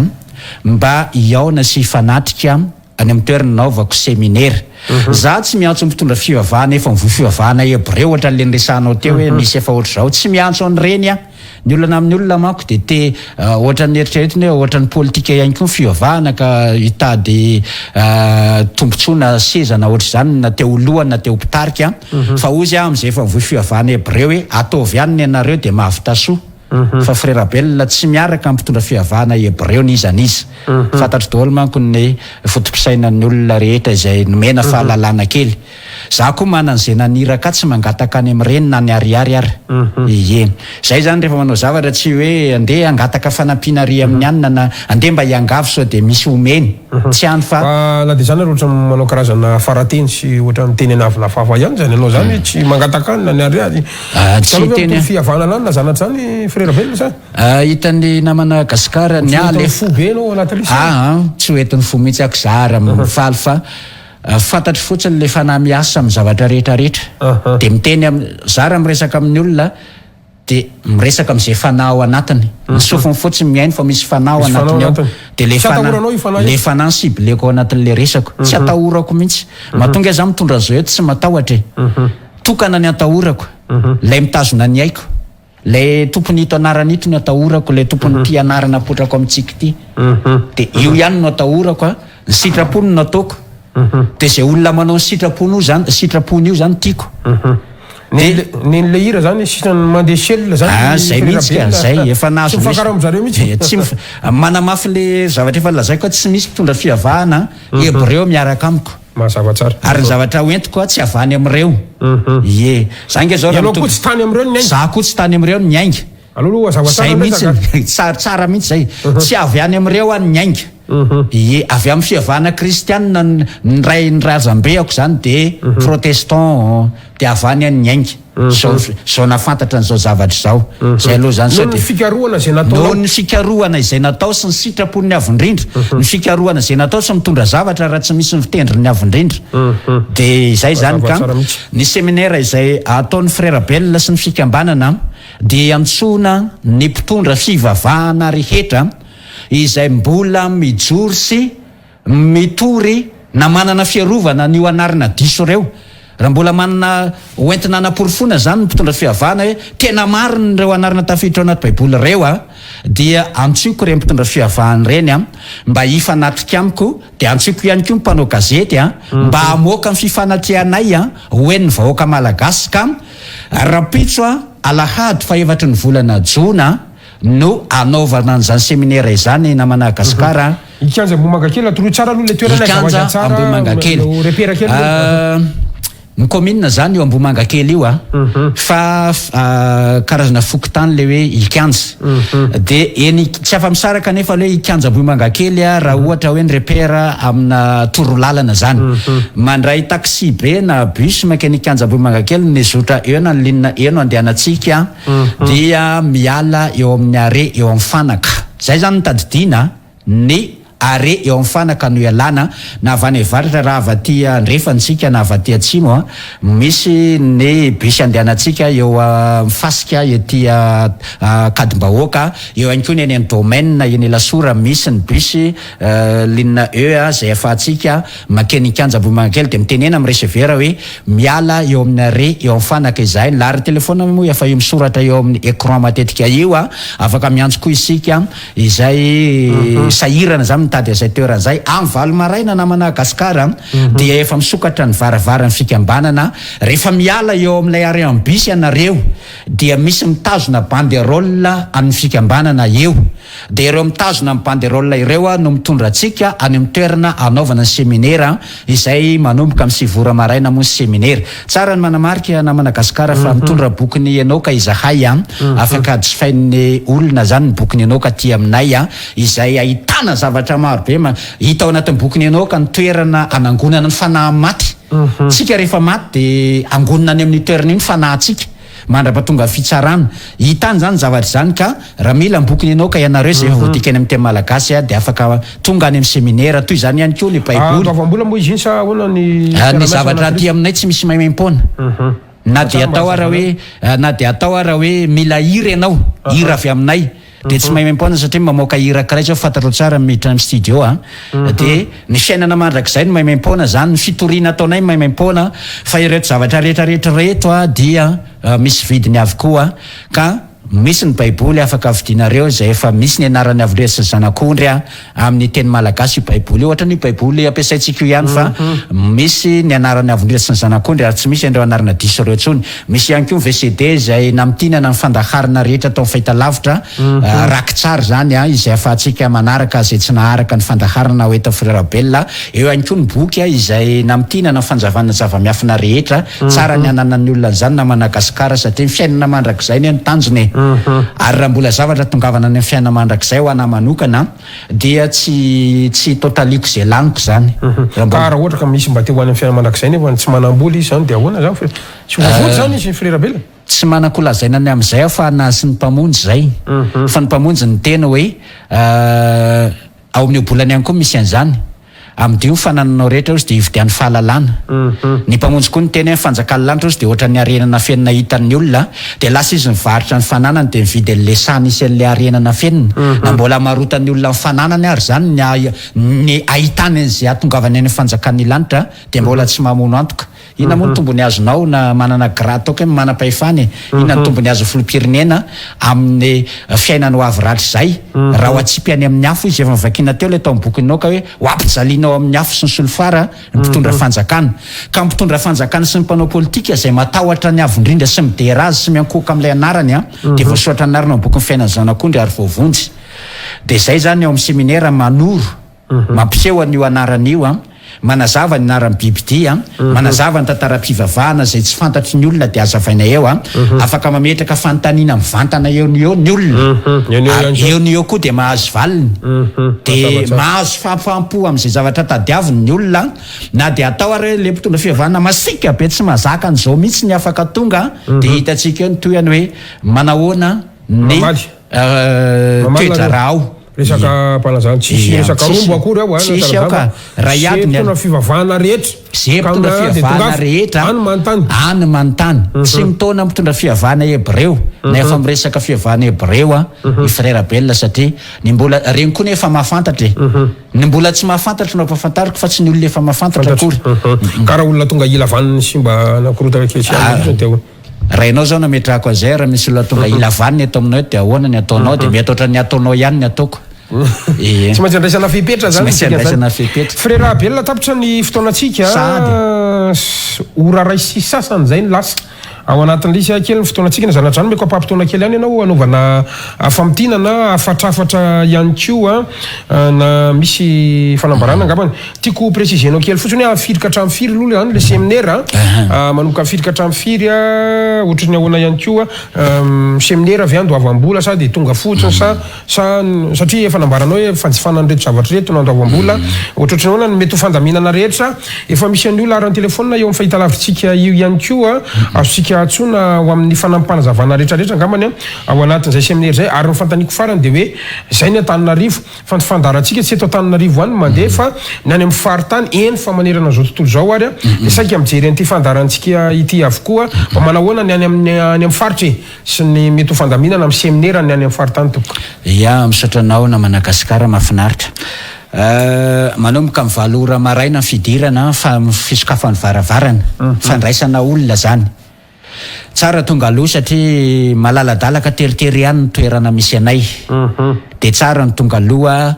raha tia azo seza fa lasa mipetraka ambany a tsy hoe tsisy seza maro akory fa maro ny seza ao fa noho ny amaron'ny olona manatrika ny seminaire ohatra zao a de tsara ny tonga loha raha tia azo seza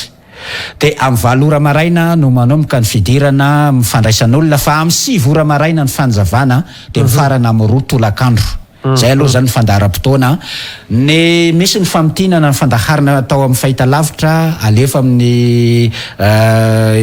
vidéo projecteur dia aorinan'iny de miditra ny famalina fanontaniana tonga de famalina fanontaniana avy hatrany zany satria ny olona be fanontaniana be ary misy be fanontaniana noho ianao raha tonga ao amin'ny toeran'io a mahafinaritra mihitsy ka tsara zany a ny atongavana aloha miala eo amin'ny ariam-bisy amin'ny fanaka ikanja Ambohimanga kely misy mitazona banderole leo zay fotsiny zany a le mitazona banderole leo zany manoro anareo a fa ny arian'ny taxi be elana de eo amin'ny fanaka ho atsika izay mitondra fiara na moto na bisikleta misy parking na malalaka afaka ametrahana an'izany eo amin'ny toerana misy anay a dia rehefa tonga eo amin'izay arava aty amin'ny bypass a dia manaraka niny lalana ohatrany hoe aty Pasapito iny dia rehefa tonga ery amin'ny ikanja Ambohimanga kely a de mahita mitazona banderole nareo a dia ireo no antononareo eo akaikin'ny toerana misy ny fitrama zany a ny sapanana mivily makany aminay misy sapanana kely zay mivily ao fa eo koa misy mitazona banderole mora hita zany afaka mitondra fiara rava tia Pasapito ndray isika de vao maika koa mora hita izany toerana zany satria mijoro amin'ny rava tia Pasapito de lalana raha tsisy embouteillage de lalana 5 minutes miala eo amin'ny rond-point be le ty ambany aty makany amin'ny toerana de amin'ny 7 ora ka hatramin'ny 6 a de efa misokatra ny varavarana tsy andoavam-bola maimaim-pona ny séminaire fa reo zavatra vokatra avy aty aminay reo no andoavam-bola satria fantatritsika tsara fa nisy volana aloha avokoa namoaka an'ireny zavatra rehetra reny nisy fandalina de ankoatrazay nanontany ianao teo hoe ny séminaire any amin'ny sampana mitety sampana mihitsy zay any Ambatondrazaka zay amin'ny sabotsy heriny sabotsy heriny androany zay de any Ambatondrazaka misy fandarana amin'ny fahitalavitra sy ny radio koa mandeha any a de manantanteraka séminaire any zay mitety hatrany Antsirabe sy ny sisa araka ny teneniko teo hoe efa manerina amin'ny Madagasikara ny fampianarana na fanjavana hoentiko zany a de maro be ny olona mitady de tsy maintsy valiana ny etaetan'ny olona satria izay no antony a nanarahana avindrindra any Frère Bella eto ampamarana de tiako ihany ny manamafy miantso mpitondra fivavahana rehetra ao a ny antony antsoko mpitondra fivavahana dia ny andinianareo a mpitondra fivavahana anito anarana hito a fa hoy Frère Bella hoe hito ny tokony ampafantarinareo ny olona hito ny tokony ampafantarinareo ny olona fa raha nampafantarinareo hatramin'izay io de tsy nijoro ohatran'izao ijoroko zao tsony afa nanaraka an'izay zavatra naraha mpitondra fivavahana hatramin'izay fa noho ny tsy fahitako a any mpitondra fivavahana mijoro amin'io anaran'io a de mijoro a mampafantatra an'io a ho an'ny vahoaka malagasy rehetra za tsy mitona anareo hiaraka amiko a fa mitona ny olona andinika ny zavatra zay olazaiko a satria zay ny teny voasoratra ny hoe fantaro ny zavatra rehetra azony mafy izay tsara miantso mpanao gazety rehetra aho rehefa lasa any ho an'ny fanasana fa mafisiko eto amin'ny l'invité du jour eto hoe tongavinareo a fa ilainareo ny zavatra izay resahako a amin'ny asanareo a mampanao gazety ho an'ny malagasy anareo mankasitraka indrindra Frère Bella nanaiky nasain'ny fandarana tamin'ny ity sabotsy alina ity misotranao na Madagasikara na nasa nisy zavatra adiniko a raha sitrapon'ny ao ambony a dia mety iara iasitsika amin'ny fandaharana zava-miafina eto fahitalavitra Real TV a satria maro ny olona no lina ka dia ho lanseny eto ihany moa mahakasika an'izay na Madagasikara mankasitraka indrindra Frère Bella dia ho ampitaina amintsika eo ihany miaraka amin'ny fanapahan-kevitra ny tompon'andraikitra ala amintsika zavatra rehetra fa dia fandarantsika koa eto voafetra ny toerana fa any amin'ny fandarana moa dia afaka mandeha foana zany isan'andro dia mahazo ny zavatra rehetrarehetra mankasitraka indrindra Frère Bella isorana ihany koa isika rehetra tany tokantrano